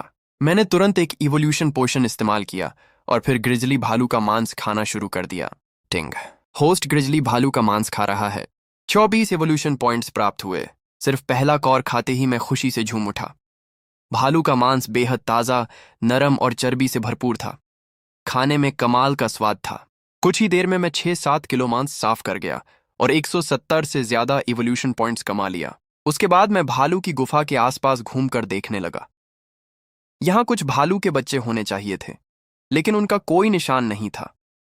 शायद किसी दूसरे शिकारी जानवर ने उन्हें पहले ही उठा लिया था, लेकिन मुझे इससे कोई खास मतलब नहीं था। मैंने सीधे भालू की लाश घसीटनी शुरू की और उसे अपनी गुफा की ओर ले जाने लगा। रास्ते में खून की गंध से कई शिकारी जानवर आकर्षित होकर आ गए। उनमें से एक नर जानवर तो भूख से लगभग पागल हो चुका था। उसकी आंखों में लालच साफ दिखाई दे रहा था। वह मौका देखकर एक टुकड़ा चुराने की सोच रहा था, लेकिन मेरी 120 स्पीड के सामने उसकी कोई औकात नहीं थी। मैंने सिर्फ एक थप्पड़ मारा। वह 10 मीटर से ज्यादा दूर जागे रहा। उसकी कई हड्डियां टूट गईं। मैंने उसे मारा नहीं, बस बाकी शिकारी जानवरों को चेतावनी देना चाहता था, और यह तरीका कारगर साबित हुआ। आसपास मौजूद सभी शिकारी चुपचाप पीछे हट गए। मेरे जाने के बाद ही वे घायल जानवर पर टूट पड़े। उसकी दर्दनाक चीख कुछ देर तक गूंजी, फिर हमेशा के लिए शांत हो गई। गुफा में लौटकर मैंने सिर उठाकर लंबी हुआंकार भरी और ट्यूखोई को बुलाया। ट्यूखोई भागता हुआ बाहर आया। जैसे ही उसकी नजर मेरे पीछे पड़े विशाल ग्रिजली भालू के शव पर पड़ी, उसके सारे बाल खड़े हो गए। वह कई बार मेरे साथ बाहर जा चुका था। उसे अच्छी तरह पता था कि ग्रिजली भालू कितना खतरनाक होता है, लेकिन जब उसे समझ आया कि भालू मर चुका है, उसकी आंखें अविश्वास से फैल गईं। उनमें सिर्फ श्रद्धा और एडमिरेशन दिखाई दे रही थी। डप! मैंने उसे एक थप्पड़ मारा। मतलब साफ था, काम पर लग जा। जब ग्रिजली भालू की लाश गुफा के अंदर लाई गई तो मेरी छोटी बहन, चचेरी बहन और छोटा सफेद भूरा भेड़िया सबके सब दंग रहेगा। मेरी चचेरी बहन ने सबसे पहले मेरे शरीर पर मौजूद घाव देखे। वह तुरंत मेरे पास आई और प्यार से मेरे घाव चाटने लगी। भेड़ियों की लार में क्षमता होती है, लेकिन मेरी हीलिंग एबिलिटी उससे कहीं ज्यादा ताकतवर थी। फिर भी उसकी चिंता भरी नजर देखकर मैंने उसे नहीं रोका। मैं नीचे लेट गया और आराम करने लगा। हीलिंग टैलेंट की वजह से मेरे घाव बेहद तेजी से भरने लगे। समय बीतता गया। 3 दिन बाद मेरे घाव लगभग ठीक हो चुके थे। जब तक कोई जानलेवा लड़ाई ना हो, अब ये छोटे मेरे लिए कोई समस्या नहीं थी। हीलिंग टैलेंट इतना ताकतवर था कि मेरे कुछ दिनों का आराम दूसरों के 1 महीने की रिकवरी के बराबर था। उसी दौरान टिफनी फिर से उस ग्रिजली भालू को ढूंढने निकल पड़ी। उसने अपना फ्लाई कैम भालू की मांस तक उड़ाया, लेकिन वहां उसे कुछ नहीं मिला। आखिरकार मांस से ज्यादा दूर नहीं, उसे जमीन पर जमा हुआ खून का एक विशाल तालाब दिखाई दिया। Oh my God! यहां जरूर कोई भयानक लड़ाई हुई है। वह तुरंत गाड़ी से उतरी और जांच करने लगी। लाइव स्ट्रीम देख रहे लोग भी कमेंट सेक्शन में चर्चा करने लगे। फ्लाई कैम द्वारा रिकॉर्ड किए गए पद चिन्ह बहुत हद तक किसी भेड़िए के पैरों के निशान जैसे लग रहे थे। एक पक्ष तो पक्का व्हाइट वॉल्फ का ही होगा। हाँ, क्या व्हाइट वॉल्फ ताउल हो? आनापमा हो गया है? ऐसा कैसे हो सकता है? इस वक्त टिफनी के दिल में जबरदस्त शौक था। आखिर कौन सा जानवर था जिसने ग्रिजली बेयर का शिकार करने की हिम्मत की? काफी देर सोचने के बाद उसने फैसला किया कि वह गाड़ी चलाकर उस आइस फील्ड की तरफ जाएगी और पोलर बेयर की फुटेज रिकॉर्ड करेगी। उधर गुफा में श्याओ हुई के शरीर का टेम्परेचर डराने वाली हद तक बढ़ चुका था। उसका पूरा शरीर और भी गहरे स्लेटी रंग का हो गया था। मुझे लगा कि कहीं यह बीमार तो नहीं पड़ गया, इसलिए मैंने तुरंत स्टेटस पैनल खोला। तभी पता चला कि यह लेवल 4 पर ब्रेक थ्रू करने की कगार पर था। बस एक नींद के बाद यह छोटा सा शैतान सीधे लेवल अप कर जाएगा। मैंने फिर सिस्टम द्वारा मिले स्ट्रेंथनिंग सीरम का अध्ययन करना शुरू किया। इस सीरम को पीने के बाद शरीर के ऑर्गन्स और चारों पंजों में से किसी एक को रैंडमली स्ट्रेंथन किया जा सकता था। 70% सक्सेस रेट देखकर मैंने इसे आजमाने का फैसला कर लिया। डिंग, क्या आप स्ट्रेंथनिंग सीरम का उपयोग करना चाहते हैं? Use now.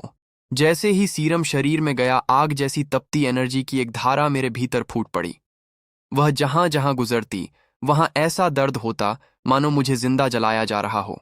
वह शक्ति लहरों की तरह उमड़कर मेरे दाहिने अगले पंजे में जमा होने लगी। ग्राउल, बहुत दर्द हो रहा था। यह सामान्य फिजिकल पेन बिल्कुल नहीं था। ऐसा लग रहा था जैसे मेरी हर हड्डी, हर ब्लड वेसल को भट्टी में पकाया जा रहा हो, यहां तक कि शरीर के अंदरूनी ढांचे को भी दोबारा फोर्ज किया जा रहा हो। गुफा के अंदर छोटी मादा भेड़िया घबराकर धीमी गुर्राहट निकालने लगी। वहां मेरे फर को चाट रही थी, जबकि श्याओ हुई का पूरा शरीर सतर्क होकर खड़ा हो गया था। वहां चारों तरफ चौंकनी नजरों से देखने लगा कि आखिर किस चीज ने मुझे घायल किया है। वहां बड़ी सावधानी से सूंघ सूंघ कर वजह तलाश रहा था। मैंने अपने दांत भींच लिए और उस भयानक दर्द को सहने की कोशिश की। यह एनर्जी लगातार मेरे दाहिने अगले पंजे में जमा हो रही थी, जिससे हड्डियां पहले से कहीं ज्यादा मजबूत बनती जा रही थीं। सेल्स भी लाइफ फोर्स से भर उठे। बाहर से कोई बड़ा बदलाव नहीं दिख रहा था, लेकिन अंदर छिपी ताकत पहले से कई गुना ज्यादा हो चुकी थी। 1 घंटा बीतने के बाद वह एनर्जी धीरे धीरे कमजोर पड़ने लगी। मैंने सिर उठाकर लंबी हॉल भरी, फिर बिजली की तरह गुफा से बाहर निकल गया और बर्फ के ढेर पर पूरी ताकत से एक पंजा मारा। बर्फ तुरंत टूटकर चारों तरफ बिखर गई। बहुत पावरफुल। मेरे दाहिने अगले पंजे से निकली ताकत अब लगभग उतनी ही थी जितनी मेरी हंटिंग टैलेंट एक्टिवेट होने पर निकलती थी। अगर अब मुझे उस ग्रिजली बेर से फिर लड़ना पड़े तो मैं पहले जैसी बुरी हालत में बिल्कुल नहीं पहुंचूं।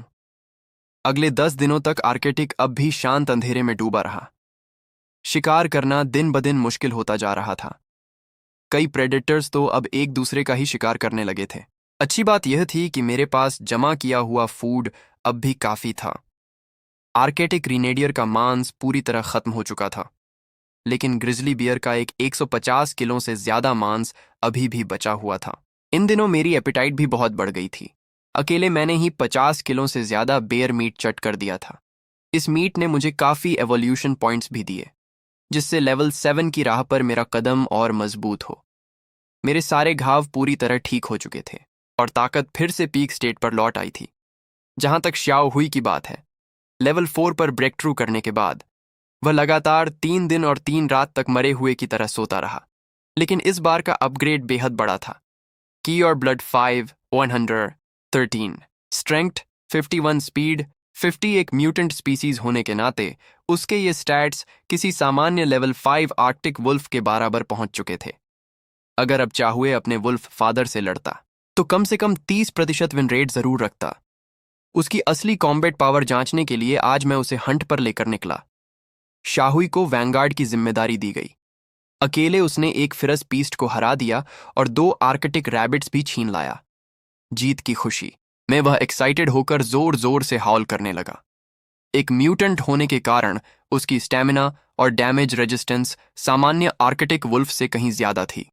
गुफा लौटने के बाद शाव हुई ने रैबिट मीट अपनी कजन छोटी मादा भेड़िया और ग्रे वाइट वुल्फ कूब के साथ बांट दिया और खुद स्वेच्छा से गार्ड ड्यूटी संभाल ले। मैं गुफा के बाहर लेटा हुआ दूर तक नजरें दौड़ाने लगा। सामने था एक डार्क और bone chilling Arctic polar night को शुरू हुए लगभग 1 महीना हो चुका था। बस 2 महीने और फिर सनलाइट दोबारा दिखाई देगी। उस समय माइग्रेटरी एनिमल्स वापस लौटाएंगे और लाइफ का एक नया ब्रीडिंग साइकिल शुरू होगा। लेकिन उससे पहले आने वाले ये 2 महीने फूड शॉर्टेज की वजह से सभी प्रेडेटर्स के लिए बेहद कठिन साबित होने वाले थे और मुझे इस समय का पूरा फायदा उठाना था। लगातार एवोल्यूशन करते हुए आर्कटिक का ट्रू किंग बनना था। मैं श्याओ हुई को साथ लेकर फिर से इस विशाल स्नो फील्ड पर निकल पड़ा।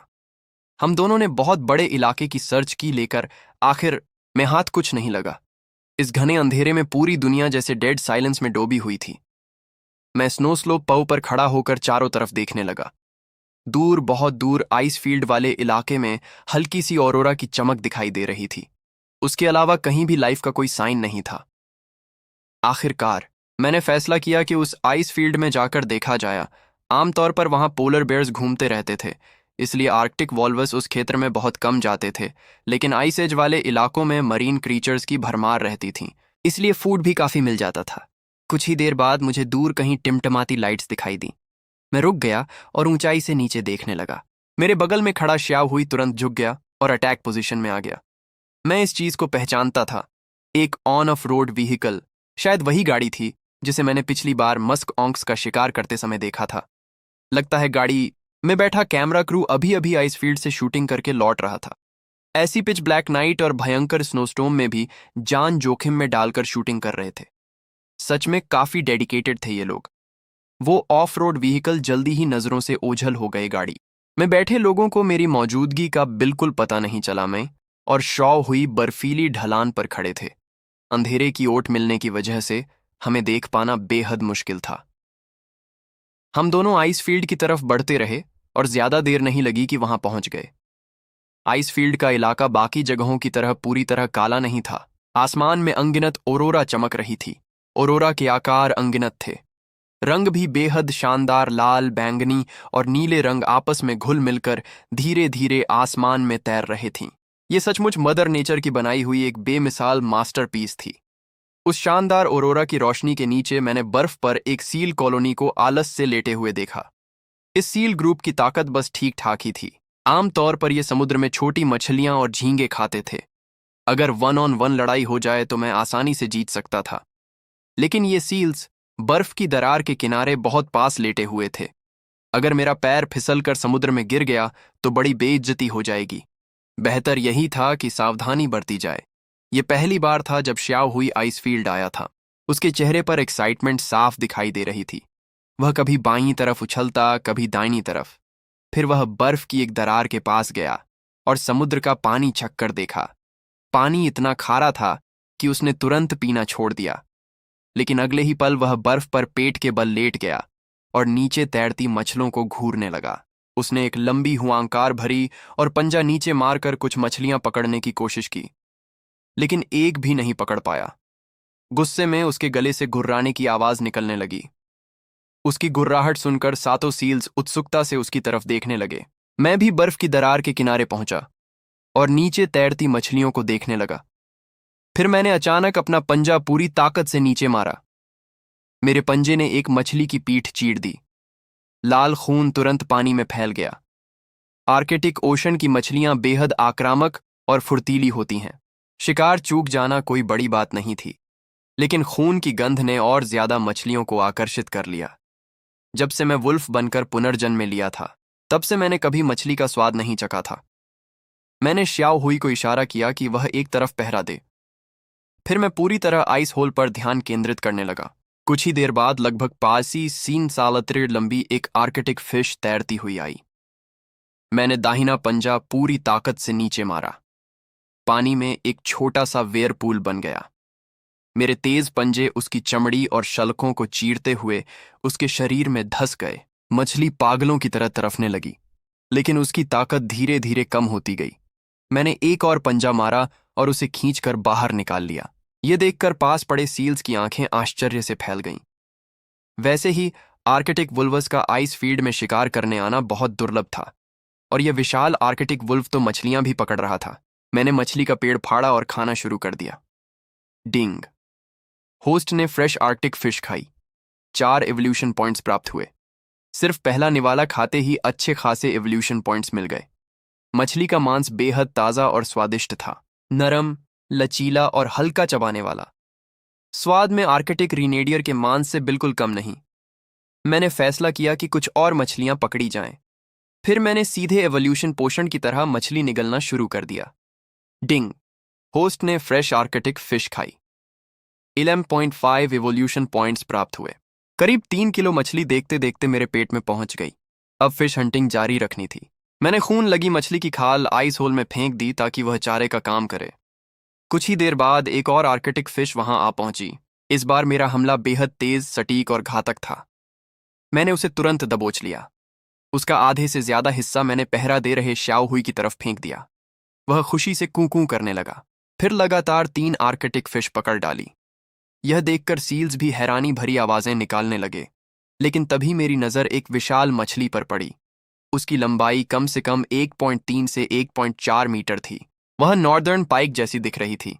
Level 5, blood 869, strength 56। यह एक बेहद बड़ी और खूंखार शिकारी मछली थी। इसके जबड़ों की काट बेहद खतरनाक थी। मैंने आंखें सिकोड़ लीं। यही है मेरा टारगेट। मैंने खून लगी मछली की खाल फिर से पानी में फेंक दी। तेज खून की गंध तुरंत फैल गई। वह नॉर्दर्न पाइक अपनी पूंछ हिलाते हुए सीधे आइस होल की तरफ तैर आई। उसने खाल को मुंह में लिया, फिर थूक दिया और वापस मुड़ने लगी। उसी पल मैंने मौका देखकर अपना दाहिना पंजा पूरी ताकत से नीचे मारा। मेरे तेज पंजे उसकी मोटी शल्कों वाली चमड़ी को चीरते हुए आर पार घुस गए। दर्द से तड़पकर वह पलटी और अपने नुकीले दांतों से मेरे पंजे को काटने दौड़ी। लेकिन उसने सपने में भी नहीं सोचा था कि मेरे पंजे उसकी निचली जबड़े को भी चीर डालेंगे। उसका जबड़ा आर पार छेद कर मेरा पंजा उसमें फंस गया। छपाक छपाक! पानी चारों तरफ उछलने लगा। वह नॉर्दर्न पाइक पागलों की तरह तड़पने लगी। पानी के भीतर 50 से ज्यादा स्ट्रेंथ वाला जीव कोई मामूली चीज नहीं था। मुझे अपना शरीर संभालने के लिए बाएं पंजे से बर्फ पर जोरदार प्रहार करना पड़ा। रस्साकशी जैसी इस लड़ाई के दौरान वह नॉर्दर्न पाइक बार बार अपने नुकीले दांतों से मेरी गर्दन के फर को काटने लगी। लेकिन मेरी चमड़ी बेहद मजबूत और लचीली थी। वह उसे भेद नहीं सकी। फिर भी उसकी बाइट फोर्स इतनी ज्यादा थी कि मुझे दर्द महसूस हुआ। जब वह लगातार काटने में व्यस्त थी, तभी मैंने दाहिने पंजे में पूरी ताकत भर दी।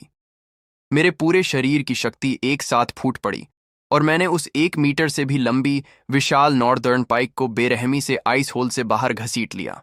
धप! पानी से बाहर आते ही वह बेतहाशा तड़पने लगी, लेकिन उसकी ताकतवर पूंछ अब सिर्फ बर्फ और बर्फीले कणों को उड़ाने तक ही सीमित रह गई थी। मैंने अपना दाहिना पंजा उठाया और उसके सिर पर लगातार कई वार किए। धड़ाम धड़ाम धड़ाम! कुछ ही पलों में वह पूरी तरह निश्चल हो गई। श्याओ हुई ने जब अपने बड़े भाई को इतनी विशाल मछली पकड़ते देखा तो उसकी आंखें फटी की फटी रह गईं। उधर सील्स भी एक दूसरे को अवाक होकर देखने लगे। मछली पकड़ना तो सील्स की स्पेशलिटी होती है, लेकिन उनके सामने खड़ा यह आर्कटिक वुल्फ आखिर क्या चीज था। यह नॉर्दर्न पाइक करीब 40-50 किलो भारी थी। दिखने में काफी बड़ी थी, लेकिन वजन उतना ज्यादा नहीं था। मैंने श्याओ हुई को कहा कि वह मछली को गुफा तक खींच कर ले जाए, लेकिन जैसे ही मैं बर्फीली चट्टान छोड़कर जाने वाला था, मेरी बेहद संवेदनशील सिक्स्थ सेंस ने अचानक चेतावनी देनी शुरू कर दी। एक भयानक खतरे का एहसास पूरे शरीर में दौड़ गया। लेवल 6 पर ब्रेक थ्रू करने के बाद पहली बार मुझे इतना खतरनाक सिग्नल महसूस हुआ था। मैं तुरंत रुक गया।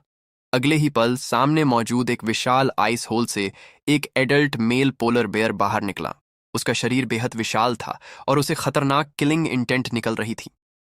वह पानी से बाहर आ रहा था और उसके मुंह में 3 मीटर से भी लंबी एक बेलुगा वेल दबी हुई थी। बर्फ पर चढ़ने के बाद उसने वेल की लाश को सीधे बर्फ पर फेंक दी। धड़ाम! भारी शव के गिरते ही पूरी आइस शीट हिल उठी। Adult male polar bear, level 6, खी और ब्लड 2651, स्ट्रेंथ 169, डिफेंस 167, स्पीड 69। बहुत ज्यादा पावरफुल। अब समझ आया कि मुझे इतना खतरनाक एहसास क्यों हो रहा था। ये पोलर बेयर उस ग्रिजली बेयर से कई गुना ज्यादा ताकतवर था, जिसे मैंने कुछ समय पहले मारा था। ये जमीन पर भी खतरनाक था और पानी में भी बेमिसाल। स्टैमिना, स्ट्रेंथ और डिफेंस तीनों में इसे लगभग इनविंसिबल कहा जा सकता था। वाकई यह नेचर का फेवर्ड क्रिएचर था। हालांकि आज इस पोलर बेयर ने बेलुगा वेल का शिकार किया था, इसलिए इसकी काफी एनर्जी खर्च हो चुकी थी।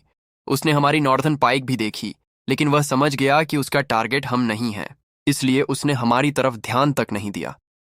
वह सीधे वेल की लाश पर चढ़ गया और उसे खाने लगा। मैंने राहत की सांस लगा, फिर शाहुई को इशारा किया कि मछली मुंह में दबाकर पीछे हट जाए। शाहुई ने अपने कांपते शरीर को मुश्किल से संभाला। उसने मछली को मजबूती से पकड़ा और धीरे धीरे पीछे हटने लगा। मैं भी जान बचाकर भागा नहीं। एक वजह यह थी कि मेरी स्पीड पोलर बियर से ज्यादा नहीं थी। दूसरी वजह यह थी कि वाइल्ड नेचर में कभी भी डर जाहिर नहीं करना चाहिए, वरना सामने वाले शिकारी की हंटिंग इंस्टिंक्ट जाग सकती है। गुफा लौटते समय शाओ हुई ने हीरो बनने की कोशिश की। वह अकेले नॉर्दर्न पाइक को पहाड़ पर खींच कर ले जाना चाहता था, लेकिन चाहे जितनी कोशिश कर ले, सफल नहीं हुआ। आखिर में उसका पैर फिसल गया और वह मुंह के बल गिर पड़ा। उसके मुंह में बर्फ भर गई। आखिरकार मछली मुझे ही खींच कर लानी पड़ी। गुफा पहुंचने के बाद मैंने करीब 7-8 किलो ताज़ा फिश मीट निकालकर cousin wolf, little female wolf और व्हाइट ग्रे वुल्फ कूप के सामने डाल दी। लेकिन आज दीनों ने पहले ही ग्रिजली बियर का मांस भर पेट खा रखा था। सबके पेट गोल मटोल होकर फूल गए थे। इसलिए वे सिर्फ मछली को सूंघ कर देखने लगे। वे शायद ही कभी गुफा से बाहर निकले थे, इसलिए आर्कटिक ओशन की मछलियों के बारे में उन्हें कोई जानकारी नहीं थी। शयाओ हुई उनके पास जाकर पूरी शानत से बताने लगा कि यहाँ फिश कितनी स्वादिष्ट और जूसी है। छोटी मादा भेड़िया अपना गोल पेट थपथपा रही था। उसे अफसोस हो रहा था कि उसने जरूरत से ज्यादा खा लिया। कजिन वुल्फ ने थोड़ा सा स्वाद चखा और फिर खाना छोड़ दिया। वैसे भी खाना गुफा में रखा था, जब मन करेगा तब खा लेंगी। मैं नॉर्दर्न पाइक का पेट फाड़कर खाने लगा। डिंग! होस्ट ने नॉर्दर्न पाइक खाई। 15 इवोल्यूशन पॉइंट्स प्राप्त हुए। नॉर्दर्न पाइक काफी इवोल्यूशन पॉइंट्स देती थी और उसका मांस भी बेहद स्वादिष्ट। अचानक मेरी भूख और बढ़ गई। मैंने लगातार काट काट कर लगभग 13-14 किलो फिश मीट साफ कर दिया।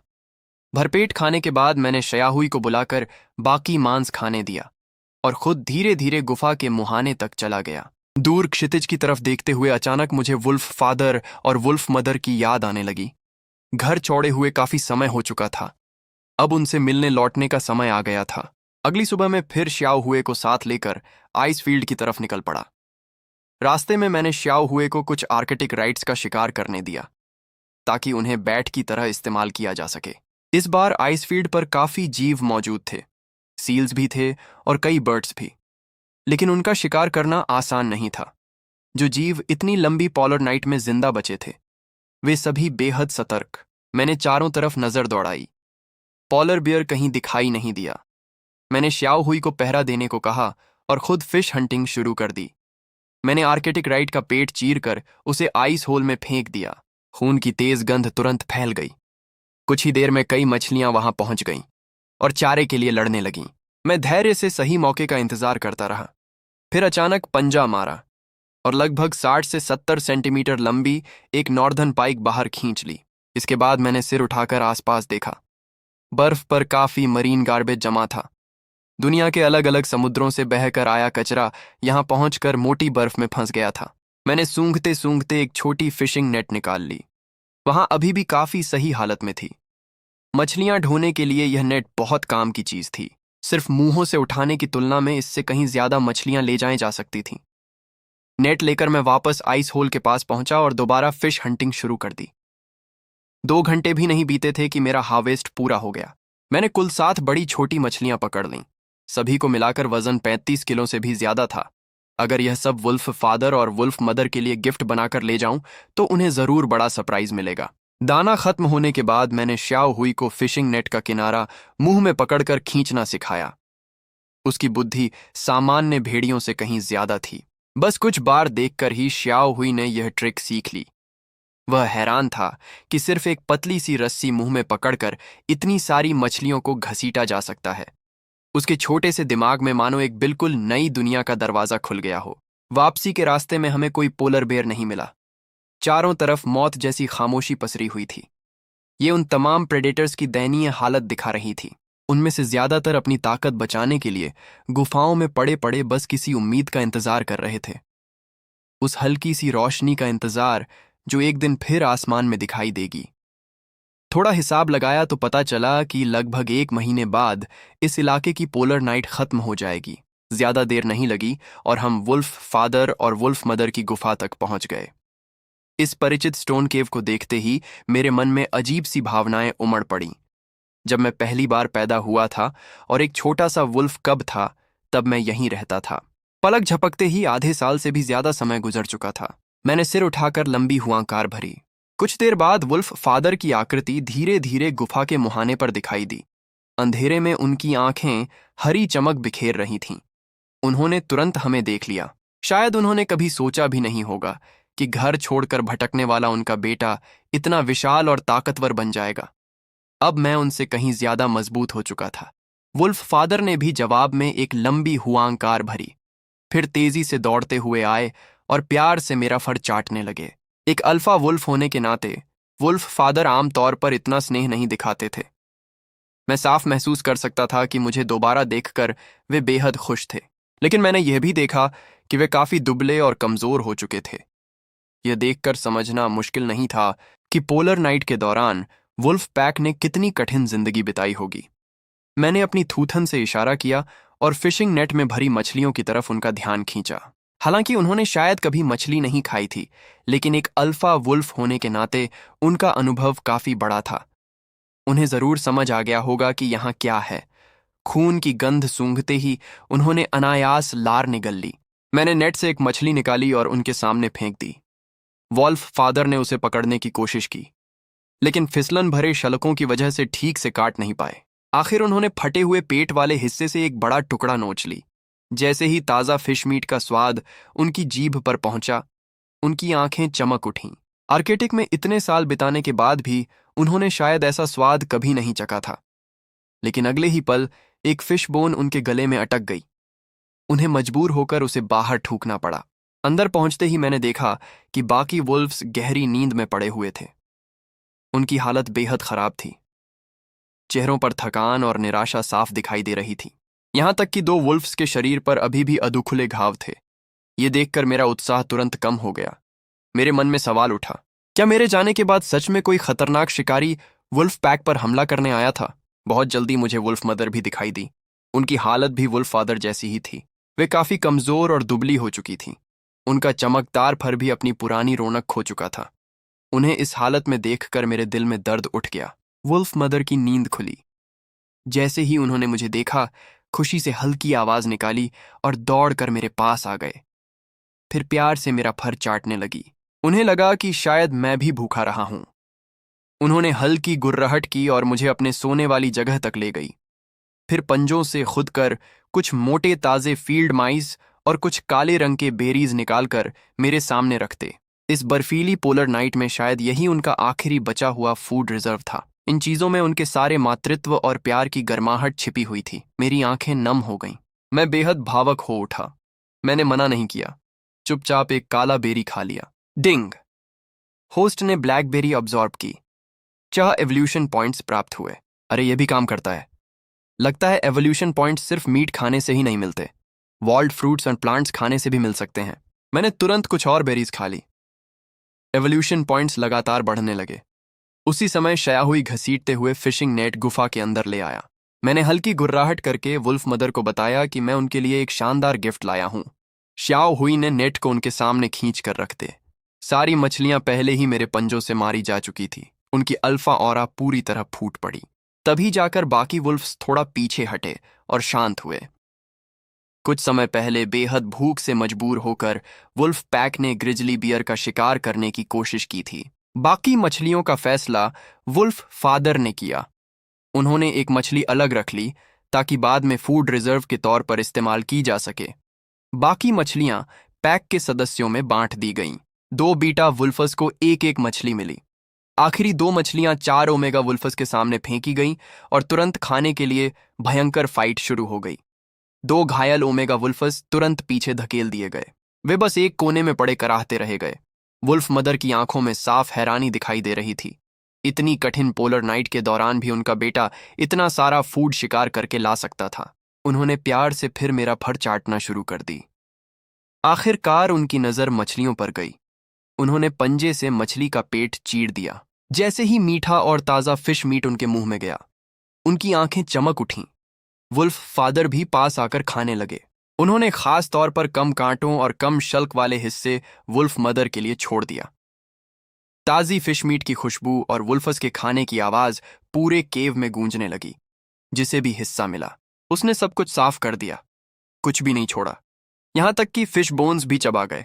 जल्द ही वुल्फ फादर और वुल्फ मदर दोनों पेट भरकर खा चुके थे। इस शानदार फिश फीस ने पूरे पैक के ऊपर छाई उदासी को साफ कर दिया। वुल्फ मदर ने धीरे से 2 बार गुर्राहट की। उनकी आंखें ममता और गर्व से भरी हुई थीं। उन्होंने महसूस किया कि घर छोड़ने के बाद मैं कितना बड़ा हो चुका था। अब मैं वुल्फ फादर से भी एक साइज बड़ा था। अगर पूंछ जोड़ दी जाए तो मेरी लंबाई लगभग 2.5 मीटर तक पहुंचती थी। इतना विशाल आर्कटिक वुल्फ बेहद दुर्लभ था। वुल्फ मदर हल्की गुर्राहट के जरिए मुझसे बातें करने लगी। उन्होंने लिटिल सिस्टर वुल्फ और बाकी बच्चों के बारे में पूछा। साथ ही यह भी पूछा कि मैंने इतनी सारी मछलियां आखिर कहां से पकड़ी। मैंने धैर्य से एक एक बात समझाई, लेकिन सच्चाई यह थी कि वुल्फ फादर और वुल्फ मदर बीटा वुल्फस के बराबर दिखाई देता था। उसने चारों तरफ नजर दौड़ाई, फिर ग्रे वाइट वुल्फ मदर और दूसरे घायल वुल्फ को घूरने लगा। ये दोनों पैक के सबसे कमजोर सदस्य थे, ऊपर से घायल भी थे। फिर श्याओ हुई उन दो स्वस्थ ओमेगा वुल्फस के पास गया, उनसे आधा खाया फिश मीट छीन लिया और घायल वुल्फस के सामने फेंक दिया। सिर्फ कुछ पंजों के वार में उसने अपनी ताकत दिखा दी। अब उसकी शक्ति वुल्फ फादर की लगभग 70-80% तक पहुंच चुकी थी। उसने बाकी वुल्फस को सीधा सबक सिखाया कि पैक में एक दूसरे का ख्याल रखना पड़ता है। ग्रे वाइट वुल्फ मदर गलती से एक फिश बोन गले में फंसा बैठी। वह दर्द से जमीन पर लौटने लगी। ये देखकर श्याव हुई तुरंत उसके पास पहुंचा और बड़ी गंभीरता से उसे सिखाने लगा कि कांटा कैसे बाहर निकाला जाता है। मैं भी घायल वुल्फस के पास गया और उनके घावों को देखने लगा। उनकी कराहती गुर्राहट में बार बार एक ही नाम सुनाई दे रहा था। इतने गहरे घाव शायद किसी विशाल प्रेडेडिक्ट नहीं दिए होंगे, और ग्रिजली बियर सबसे संभावित अपराधी था। स्थिति समझने के बाद मैंने नॉर्धर्न पाइक का कुछ फिश मीट पाट कर उन्हें खाने के लिए दिया। दोनों वुल्वस लगातार धीमी आवाज मेरा धन्यवाद करते रहे। मैंने अपने दिमाग में आसपास रहने वाले ग्रिजली बियर्स को याद करना शुरू किया। आखिर कौन सा बेयर इतना दुस्साहसी था कि वुल्फ पैक से भिड़ गया। वैसे भी बेयर्स चलती फिरती मीट स्टोरेज जैसे होते हैं, कौन जाने किसी दिन उनकी गंध सूंघ कर वे इस केव तक भी पहुंच जाएं। खैर, एक बेर मारो या दो बेर मारो, फर्क ही क्या पड़ता है। वैसे भी बेयर मीट का स्वाद काफी अच्छा होता है। उन्हें फूड रिजर्व बनाना बुरा आइडिया नहीं था। वॉल्फ मदर ने धीरे से गुर्राहट की। वह चाहती थी कि मैं कुछ दिन और यहीं रुक जाऊं। मैंने थोड़ी देर सोचा। मुझे अपने केव में इंतजार कर रहे वॉल्फ ज्यादा है। आखिरकार मैंने विनम्रता से मना कर दिया, लेकिन मन ही मन तय कर लिया कि भविष्य में मैं अक्सर वापस आकर अपने परिवार से मिलता रहूंगा। कुछ देर बाद वॉल्फ फादर भी पेट्रोल से लौट आए। मैं श्याओ हुई को साथ लेकर उनसे विदा लेने गया। वॉल्फ फादर और वॉल्फ मदर दोनों ने लंबी हुआंकार भज। उनकी आवाज में बिछड़ने का दुख था, लेकिन साथ ही गर्व भी था। उन्हें अपने बेटे पर गर्व था, और वापसी का रास्ता अब भी पहले की तरह खामोश था। सो मील के दायरे में यहां बड़े नाम वाले प्रेडेटर्स ज्यादा नहीं थे। इलाके की सीमा पर मौजूद एक बड़े वुल्फ पैक को छोड़ दिया जाए तो बाकी कोई खास खतरा नहीं थे। जहां तक ग्रिजली बियर्स की बात थी, वे इस इलाके में अक्सर दिखाई देते थे। फिलहाल मैं एक फीमेल ग्रिजली बियर को मार चुका था, मतलब अब सिर्फ 4 बची थीं। घाव भरने और स्ट्रेंग्थ बढ़ने के बाद मेरी आंखों में खतरनाक चमक उभर आई। सच कहूं तो अब मेरा मन कर रहा था कि एक और ग्रिजली बियर ढूंढकर अपनी कॉम्बैट पावर टेस्ट करूं। गुफा लौट कर देखा तो लिटिल सिस्टर वुल्फ और ग्रे वाइट वुल्फ कब फिर से लड़ रहे थे। लिटिल सिस्टर वुल्फ अभी तक पिछली बात को लेकर नाराज थी, इसलिए मौका मिलते ही भिड़ गई। लड़ाई के दौरान उसने अपनी हंटिंग स्किल्स काफी अच्छी तरह इस्तेमाल की। अब उसमें सचमुच एक शिकारी भेड़िए की झलक दिखने लगी थी। गुर्रर। लिटिल सिस्टर वुल्फ ने शरीर नीचे झुकाकर हमला बचाया। फिर अगले पंजे से जोरदार थप्पड़ ग्रे वाइट वुल्फ कब के पेट पर जड़ दिया। सिर लोहे का, कमर और पेट कमजोर। भेड़ियों में पेट हमेशा सबसे कमजोर हिस्सा होता है। पेट पर हमला होते ही ग्रे वाइट वुल्फ कब ज्यादा देर टिक नहीं पाया। कुछ ही पलों में लिटिल सिस्टर वुल्फ ने उसे जमीन पर गिरा दिया। उसके छोटे छोटे दांत सीधे उसकी गर्दन पर टिक गए। ग्रे वाइट वुल्फ कब डर के मारे तुरंत कूं-कूं करके दया मांगने लगा। जैसे ही उसने माफी मांगी, लिटिल सिस्टर वुल्फ की आंखों में जीत का घमंड चमक उठा, लेकिन तभी उसने मुझे लौटते हुए देख लिए। अब ग्रे वाइट वुल्फ कब और भी जोर जोर से रोने लगा, जैसे मैं ही उसे तंग कर रहा हूं। उसकी यह हरकत लिटिल सिस्टर वुल्फ को और चिढ़ा गई। उसने फिर 2-3 जोरदार थप्पड़ और जड़ दिए, मानो कह रही हो, ड्रामा बंद कर। मैंने पूरी घटना देखी, लेकिन बीच में नहीं पड़ा। बच्चों का आपस में लड़ना बिल्कुल सामान्य बात थी। बेहतर है ताकत का फर्क बचपन में ही साफ हो जाए, वरना बड़े होकर अल्फा पोजीशन के लिए सिर फोड़ युद्ध करना पड़ता है। बेचारा ग्रे वाइट वुल्फ कब आजाद होते ही धीरे धीरे शौहुई की तरफ चल पड़ा। उसके छोटे से दिमाग में एक अजीब लॉजिक था। हालांकि शौहू हुई उससे अक्सर डराता था, लेकिन वहीं उसके साथ सबसे ज्यादा खेलता भी था। उधर लिटिल सिस्टर वुल्फ की स्मेल सेंस हमेशा से तेज थी। मेरे शरीर पर वुल्फ मदर की गंध सूंघते ही उसकी आंखें चमक उठीं। वह खुशी से चिल्लाने लगी, फिर गुर्रा कर इशारा किया कि अगली बार वह भी वुल्फ मदर से मिलने जाना चाहती। मैंने प्यार से उसका सिर सहलाया और वादा किया कि अगली बार उसे जरूर साथ ले जाऊंगा। अगले दिन पोलर नाइट की बर्फीली हवाएं फिर से चीखने लगीं। तेज बर्फीला तूफान चारों तरफ स्नो उड़ाने लगा। ऐसे मौसम में बाहर निकलना बिल्कुल सही नहीं था। कड़ाके की ठंड और बेहद कठोर वातावरण। टिंग, होस्ट की स्टैमिना कंजम्पशन 2 गुनी हो गई है। कृपया एनर्जी बचाकर उपयोग करें। काफी समय बाद सिस्टम नोटिफिकेशन फिर सुनाई दी। मौका देखकर मैंने वुल्वस के स्टेटस पैनल भी देख ली। कजन वुल्व अब लेवल 4 के काफी करीब पहुंच चुकी थी। लगभग 1-2 महीने में उसका ब्रेक थ्रू हो सकता था। शाव हुई अभी भी लेवल 5 से काफी दूर था, लेकिन वह एक म्यूटेंट स्पीसीज था। एक बार लेवल 5 पर पहुंच गया तो शायद वुल्फ फादर को भी आसानी से कुचल देगा। लेकिन सबसे तेज ग्रोथ मेरी ही थी। ग्रिजली बियर हंट से लेकर अब तक जमा किए गए तेजी से बढ़ रहे थे। मैं लेवल 7 के बेहद करीब पहुंच चुका था। लेवल अप के लिए अब 50 से भी कम एवोल्यूशन पॉइंट्स की जरूरत थी। मैंने हल्की गुर्राहट करके सभी वुल्वस को खाने के लिए बुलाया। गुफा में अभी भी लगभग 150 किलो ग्रिजली बेयर मीट और 10 किलो नॉर्दर्न पाइक बची हुई थे। लेकिन मैंने ग्रिजली बेयर खाना बंद कर दिया था, क्योंकि उससे मिलने वाले एवोल्यूशन पॉइंट्स घटकर सिर्फ 0.1 रह गए थे, जबकि नॉर्दर्न पाइक अभी भी कुछ अच्छे पॉइंट्स दे रही थी। बर्फ में जमी रहने की वजह से फिश मीट पूरी तरह फ्रेश थी। जैसे ही मैंने मछली का टुकड़ा निगला, सिस्टम नोटिफिकेशन तुरंत सामने आ गई। होस्ट ने नॉर्दर्न पाइक खाई। 4 एवोल्यूशन पॉइंट्स प्राप्त हुए। लगभग 5-6 किलो नॉर्दर्न पाइक खाने से मुझे 20 से ज्यादा एवोल्यूशन पॉइंट्स मिल गए। अगले 3 दिन यूं ही गुजर गए। आखिरकार बर्फीला तूफान रुक गया। मैं श्याओ हुई को लेकर गुफा से बाहर निकला। एक तरफ शिकार ढूंढ रहा था और दूसरी तरफ ग्रिजली बियर्स का पता भी लगा रहा था। लगभग 1 घंटे बाद मुझे एक बेयर डेन मिल गई। वह एक ऐसी फीमेल ग्रिजली बेयर थी जिसने कभी बच्चे नहीं दिए थे। पॉलर नाइट शुरू होने से पहले उसने काफी फूड जमा कर लिया था और अब विंटर हिबरनेशन में जाकर इस लंबे अंधेरे दौर को पार करने की कोशिश कर रही थी। इस ग्रिजली बियर का इलाका वुल्फ फादर और वुल्फ मदर से काफी दूर था। यकीनन यही वो बेयर नहीं थी जिसने वुल्फ पैक से लड़ाई की थी। मैंने तलाश जारी रखी। रास्ते में एक लोन वुल्फ दिखाई दिया जो अकेला भटक रहा था। उसका शरीर लगभग मेरे कजन वुल्फ जितना ही था। शायद कोई 2 साल का जवान वुल्फ था, लेकिन उसकी हालत बेहद खराब थे। हड्डियां तक दिखाई दे रही थीं। गीला फर शरीर से चिपका हुआ था। उसकी पुरानी चमक पूरी तरह गायब हो चुकी थी। फिर भी चाहे वह कितना भी कमजोर क्यों न दिख रहा हो, जैसे ही उसने हमें देखा, उसकी आंखों में खतरनाक चमक उभर आई। वह तुरंत पीछे हट गया और डिफेंसिव स्टांस में आ गया। लगता था उसने जंगल का एक नियम अच्छी तरह सीख लिया था। इस बेरहम दुनिया में दया मांगने वालों के लिए कोई जगह नहीं होती। जिंदा रहना है तो दांत और पंजे दिखाने पड़ते हैं। मुझे और श्याओ हुई को उसमें कोई दिलचस्पी नहीं थी। हमने बस एक नजर डाली और आगे बढ़ गए। लेकिन हमें नहीं पता था कि जैसे ही हमने पीठ फेरी, झाड़ियों में एक और परछाई छिपी हुई थी। वह भी भूख से बेहाल थी। वह जमीन से चिपककर धीरे धीरे उस जवान वुल्फ की तरफ बढ़ रही थी।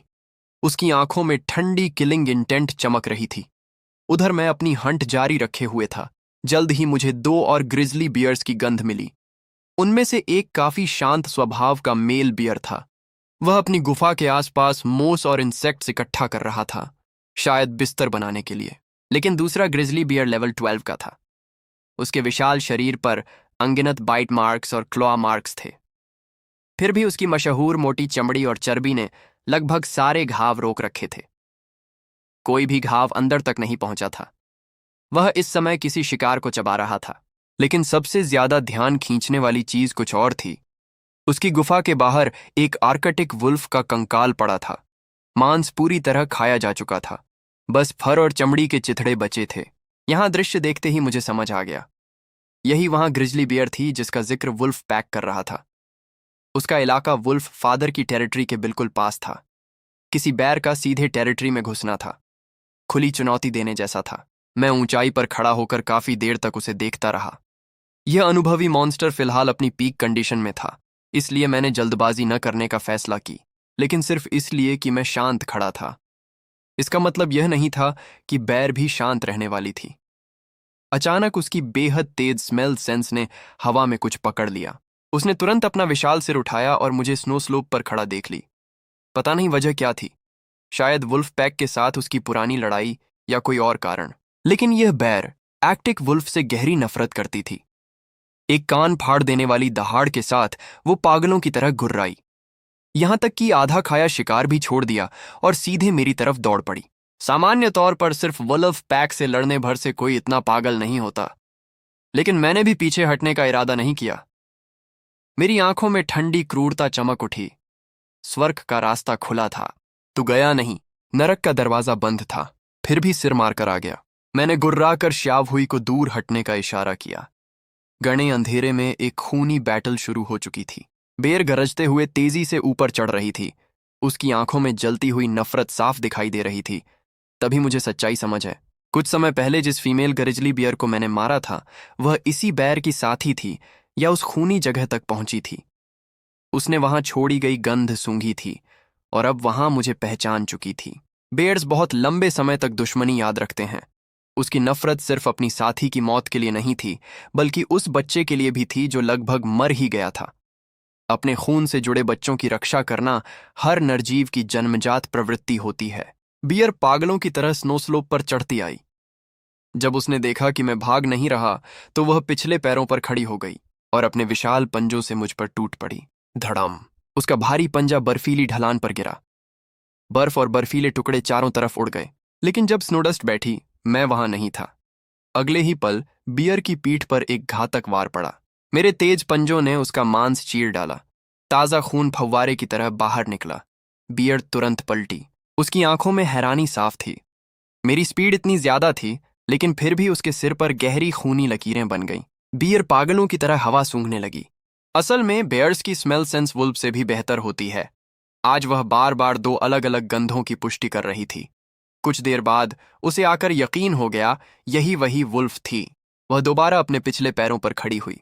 2 मीटर से भी ऊंचा शरीर, चेहरे पर बहता खून। वह बेहद डरावनी लग रही थी। उसकी नफरत अब पहले से भी ज्यादा भड़क चुकी थी। ग्रिजली बियर्स ओमनिवोस होती हैं। कई बार उन्हें शिकार करने की जरूरत भी नहीं पड़ती, इसलिए वे अकेले रहने वाले दूसरे जानवरों जैसी नहीं होती जो घायल होने से डरते हैं। बेर अगर सच में गुस्सा हो जाए तो जान देकर भी लड़ती है। वह फिर मेरी तरफ टूट पड़ी। उसकी स्पीड लगभग वुल्फ फादर के बराबर थी। 300-400 किलो के विशाल शरीर के साथ वह किसी चलते हुए टैंक जैसी लग रही थी। मैं तुरंत एक तरफ हट गया। लेकिन बेर कोई मस्क ऑक्स नहीं थी जो सीधी भागती रही। जैसे ही मैं बचा, वह तुरंत दूसरी बार झपट्टी। उसका विशाल पंजा पूरी ताकत से मेरी तरफ आया। उस वार में इतनी नफरत थी कि हवा तक चीख उठी। ये मुझे मारना चाहती है। मेरे पास कुल 600 लाइफ पॉइंट्स था। अगर ये हमला सीधे लग जाता तो शायद 1/3 हेल्थ वहीं उड़ जाती। मैं तेजी से पीछे हटा, लेकिन बेर लगातार पीछा करती रही। मैंने शरीर घुमाया और अपने दाहिने पंजे से उसके पेट पर पूरी ताकत से वार किया। मांस फटने की आवाज और पंजे के वार की आवाज लगभग एक साथ गूंजी। उसके पेट पर गहरा चीरा लग गया, लेकिन मोटी चर्बी की परत ने दूसरी ढाल का काम किया, इसलिए उसकी आंतें बाहर नहीं निकलीं। उसी समय उसका विशाल पंजा मेरी पसलियों को छूता हुआ निकल गया। सिर्फ हल्की सी खरोंच लगी थी, लेकिन दर्द हड्डियों तक उतर गया। कम से कम 20-30 क्यूई और ब्लड पॉइंट्स एक झटके में उड़ गया। यही थी ग्रिजली बियर की डरावनी अटैक पावर।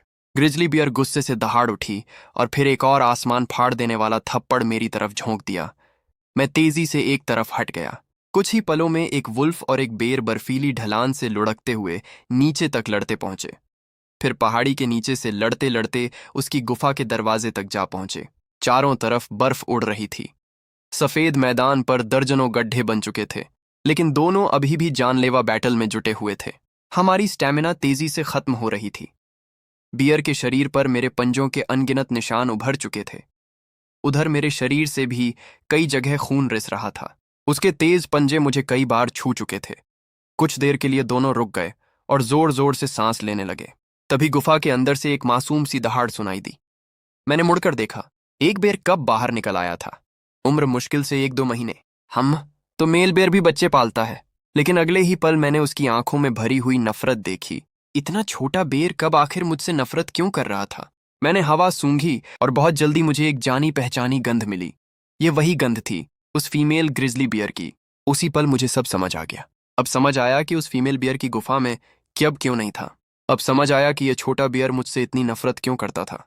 और यह भी समझ आया कि यह मेल बियर मुझे देखते ही इतना गुस्सा क्यों हो जाता था। अगर आज मैंने इसे नहीं मारा तो कौन जाने ये कितने सालों तक मेरा पीछा करता रहेगा।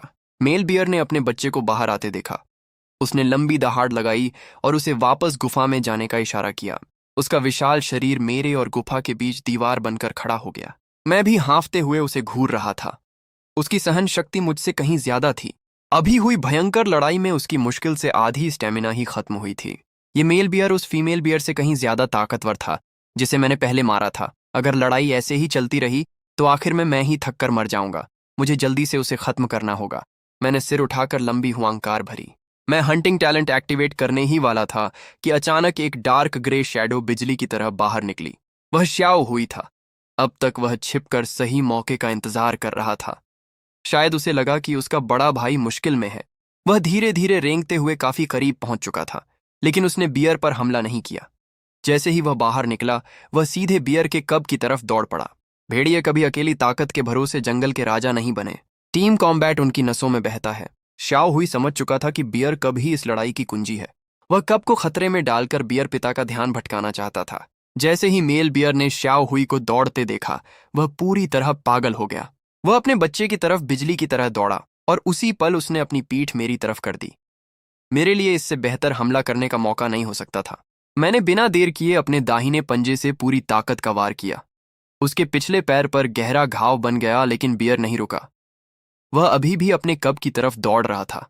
मैं हवा में उछला और अपने नुकीले दांत उसकी पीठ में गड़ा दिए। दर्द से बियर का पूरा शरीर कांप उठा और उसे आखिर रुकना पड़ा। वह पिछले पैरों पर खड़ा हुआ और पूरी ताकत से अपना शरीर झटका। मैं हवा में उछलकर जमीन पर जा गिरा। ग्रिजली बियर गुस्से से पागल होकर दहाड़ उठा। उसने देखा कि ग्रे वुल्फ श्याओ हुई गुफा के दरवाजे तक पहुंच चुका था। आम हालात में कोई भी जंगली जानवर अपने बच्चे को छोड़कर खुद को बचाने की कोशिश करता, लेकिन इस बियर की समझ पर गुस्से ने पर्दा डाल दिया था। खासकर तब जब उसने श्याओ हुई को अपने कब पर जोरदार थप्पड़ मारते देखा। बियर कब जमीन पर लुढ़क गया। मेल बियर पागलों की तरह गुफा की तरफ भागा। उधर श्याओ हुई ने बियर कब की पीठ को दांतों से दबोच लिया और पूरी ताकत से भागने लगा। उसे अच्छी तरह पता था कि वह ग्रिजली बियर को हरा नहीं सकते, इसलिए वह लड़ने नहीं आया था। वह सिर्फ क्यूब को लेकर भागना चाहता था, ताकि बियर को दौड़ाते दौड़ाते उसकी स्टेमिना खत्म कर सके और मुझे उसे मारने का मौका दे सके। मैंने भी एक पल बर्बाद नहीं किया। मैक्सिमम स्पीड एक्टिवेट, मैं बिजली की तरह उसके पीछे पहुंचा और उसकी पसलियों पर एक और गहरा क्लॉ अटैक कर दिया। मांस फिर से फट गया। बियर ने पलटकर अपना पंजा घुमाया। मुझे मजबूरन पीछे हटना पड़ा, लेकिन वार करने के बाद भी उसने मेरी तरफ ध्यान नहीं दिया। वह सिर्फ श्याओ हुई का पीछा कर रहा था। इस समय उसकी स्पीड यहां तक कि श्याओ हुई से भी ज्यादा हो चुकी थी। श्याओ हुई ने पीछे मुड़कर देखा। उसकी आंखों में पहली बार साफ डर दिखाई दिया। इतनी नजदीक से ग्रिजली बियर का सामना उसने पहले कभी नहीं किया था, और तभी उसका पैर फिसल गया। पूरा शरीर बर्फ पर लुढ़क गया। मेल बियर उसी पल उसके सामने पहुंच चुका था। उसका विशाल पंजा हवा चीरता हुआ नीचे गिरा। श्याओ हुई इतना डर गया कि उसकी आत्मा जैसे शरीर छोड़ने वाली थी। उसकी आंखों में सिर्फ निराशा बची थी। लेकिन ठीक उसी क्षण एक बर्फ जैसा सफेद वुल्फ शैडो बिजली की तरह उसके सामने आ खड़ा हुआ। मेरी नीली चमकती आंखों में अब खून जैसी लाल चमक तैर रही थी। मेरे दांत और पंजे पहले से भी ज्यादा खतरनाक लग रहे थे। मैंने आखिरकार हंटिंग टैलेंट एक्टिवेट कर दिया था। एक भयानक वुल्फ हॉल पूरी रात में गूंज उठा। अगले ही पल मेरा पंजा और बियर का पंजा जोरदार टक्कर से भिड़ गए। हजारों किलो वजन जैसी टक्कर से एक भयानक शॉक वेव निकली। विशाल ग्रिजली बियर का शरीर कांप उठा और उसे मजबूरन कई कदम पीछे हटना पड़ा। मैं भी पीछे की तरफ उछलकर दूर जा गिरा। ग्रे बियर को अपनी हथेली में तेज दर्द महसूस हुआ। उसे यकीन ही नहीं हो रहा था कि सफेद भेड़िए की ताकत अचानक इतनी भयानक तरीके से कैसे बढ़ गई। उसे यकीन ही नहीं हो रहा था कि सफेद भेड़िए की स्ट्रेंथ अचानक इतनी भयानक तरीके से कैसे बढ़ गई। उसकी समझ में पोलर बियर के अलावा कोई भी स्पीशीज भालुओं की ताकत का मुकाबला नहीं कर सकती थी, लेकिन मेरे पास सोचने का समय नहीं था। मैं फिर से अटैक करने के लिए झपट पड़ा। मेरा दाहिना पंजा, जो ब्लेड की तरह शार्प था, हवा को चीरता हुआ उसकी दाहिनी शोल्डर पर एक फेटल स्ट्राइक मार गया। ग्रे भालू पागलों की तरह अपने अगले पंजों से काउंटर अटैक करता रहा, लेकिन मेरी स्पीड अब बहुत ज्यादा थी। मैं हवा की तरह आता और गायब हो जाता। एक पल में ही मैं फिर उसके पीछे पहुंच चुका था।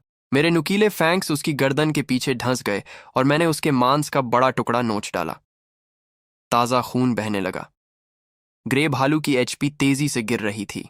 उसने पूरी ताकत से अपनी पीठ बर्फ के ढेर में दे मारी, जिससे बर्फ हर तरफ उड़ गई। लेकिन तब तक मैं काफी दूर हट चुका था। ग्रे भालू समझ चुका था कि वह मेरी अटैक स्पीड को पकड़ नहीं सकता। एक अनुभवी फाइटर होने के नाते उसने दोनों पंजे सीने के सामने कर लिए। और डिफेंसिव पोजीशन ले ली। उसने अपनी पीठ बर्फ के ढेर से सटा ली ताकि पीछे से हमला करने का मौका न मिले। फिर भी उसे महसूस हो रहा था कि मेरे पंजे लगातार उसके शरीर पर बरस रहे हैं। हर स्ट्राइक समुद्री लहर जैसी भयानक ताकत लेकर आ रही थी। खून लगातार बह रहा था, लेकिन मैं अब भी उसकी मजबूत डिफेंस को पूरी तरह तोड़ नहीं पा रहा था। मैंने लगातार कई क्रिटिकल हिट लगाए, मगर आखिर तक उसकी पूरी डिफेंस नहीं तोड़ सका। इसी बीच हंटिंग टैलेंट का ड्यूरेशन खत्म होने लगा। हाल ही में बढ़ी हुई ताकत वाला मेरा दाहिना पंजा दर्द से धड़क रहा था। सिर्फ 7 सेकंड में मैंने दर्जनों सबसे ताकतवर अटैक कर दिए थे। उनकी रिकॉइल फोर्स ने मेरे शरीर पर भी भारी दबाव डाला था। मेरी स्टेमिना भी रेड जोन में पहुंच चुकी थी। अगर ये ग्रे भालू अब भी लड़ने लायक बचा होता तो मुझे पीछे हटना पड़ता। भालू बर्फ के ढेर से टिककर खड़ा था। उसके 2 मीटर से ज्यादा ऊंचे शरीर पर दर्जनों गहरे घाव थे। खून लगातार सफेद बर्फ पर टपक रहा था। शायद उसे मेरी कमजोरी महसूस हो गई थी। वह मुझे टुकड़े टुकड़े करना चाहता था, लेकिन उसकी दहाड़ अब कमजोर पड़ चुकी थी। एक्सेसिव ब्लड लॉस की वजह से उसकी नजर धुंधली हो रही थी। वह उठने की कोशिश कर रहा था, लेकिन कुछ कदम चलते ही उसका शरीर लड़खड़ा गया।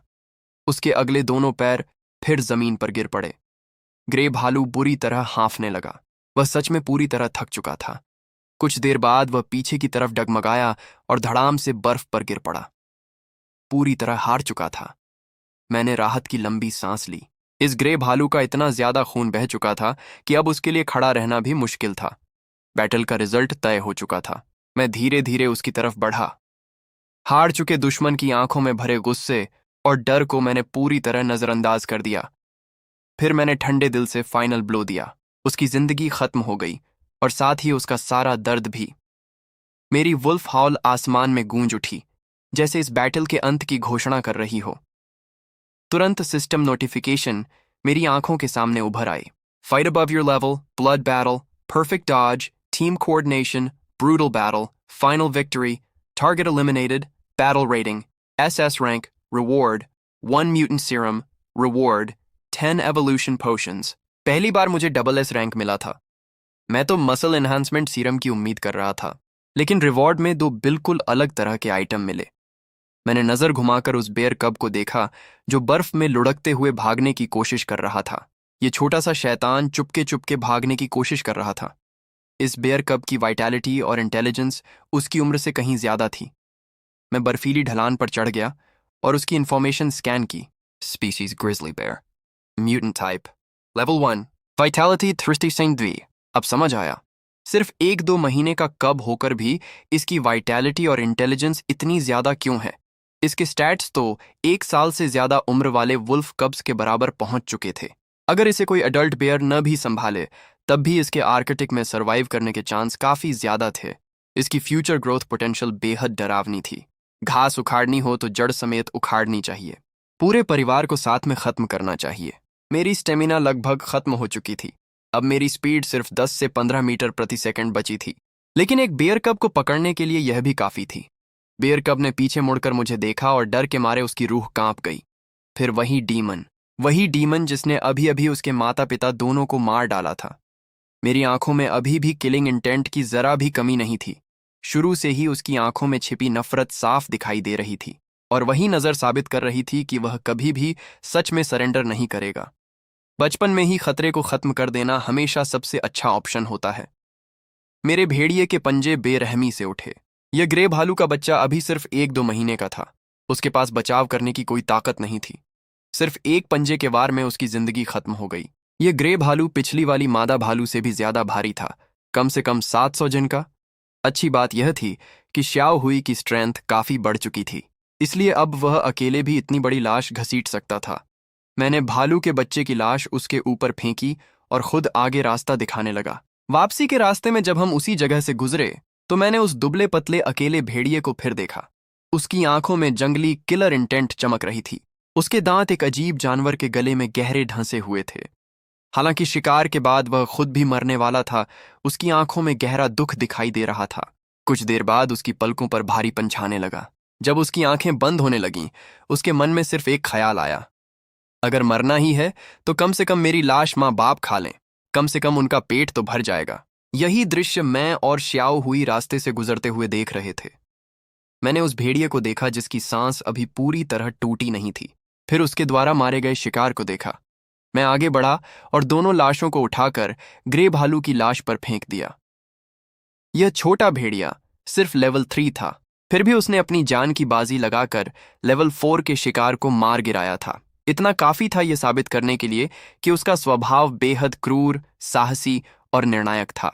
चलो इसे भी साथ ले चलते हैं। अगर बच गया तो अच्छा है, अगर मर गया तो शायद यही उसकी किस्मत थी। इस लड़ाई में मेरी एनर्जी बहुत ज्यादा खर्च हो चुकी थी। मैं अपनी जगह पहुंचते ही धम्म से लेट गया। श्याओ हुई भी हाँफता हुआ जमीन पर फैल गया और सो गया। मैंने धीमे से घुर्राकर चचेरी बहन भेड़िया को इशारा किया कि वह उस अकेले भेड़िए की देखभाल करे। उसने बर्फ तोड़ी और उसके मुंह में छोटे छोटे टुकड़े डाल दिए। जीने की इंस्टिंक्ट के सहारे उस छोटे भेड़िए ने बर्फ को निगलना शुरू कर दिया। बर्फ पिघलकर पानी बनी और सीधे उसके पेट में उतर गई। काम खत्म होने के बाद चचेरी बहन फिर मेरे पास लौट आई। मेरे शरीर पर पड़े गहरे घाव देखकर उसने प्यार से उन्हें चाटना शुरू कर दिया। अगले दिन मैं गहरी नींद से जागा। हालांकि शरीर में अभी भी दर्द था, लेकिन हालत काफी बेहतर हो चुकी थी। मेरे सेल्फ हीलिंग टैलेंट की वजह से ग्रे भालू के पंजों से बने घाव कोई बड़ी बात नहीं थी। क्षितिज पर हल्की रोशनी दिखाई देने लगी थी। ये चमकदार किरणें जैसे घोषणा कर रही थीं कि आर्कटिक की लंबी अंधेरी रात अब खत्म होने वाली है। गर्म मौसम आने वाला था। मैंने तुरंत एक प्यूरिफिकेशन पोशन इस्तेमाल की, फिर भालू की पित्त थैली निकालकर पूरी निगल गया।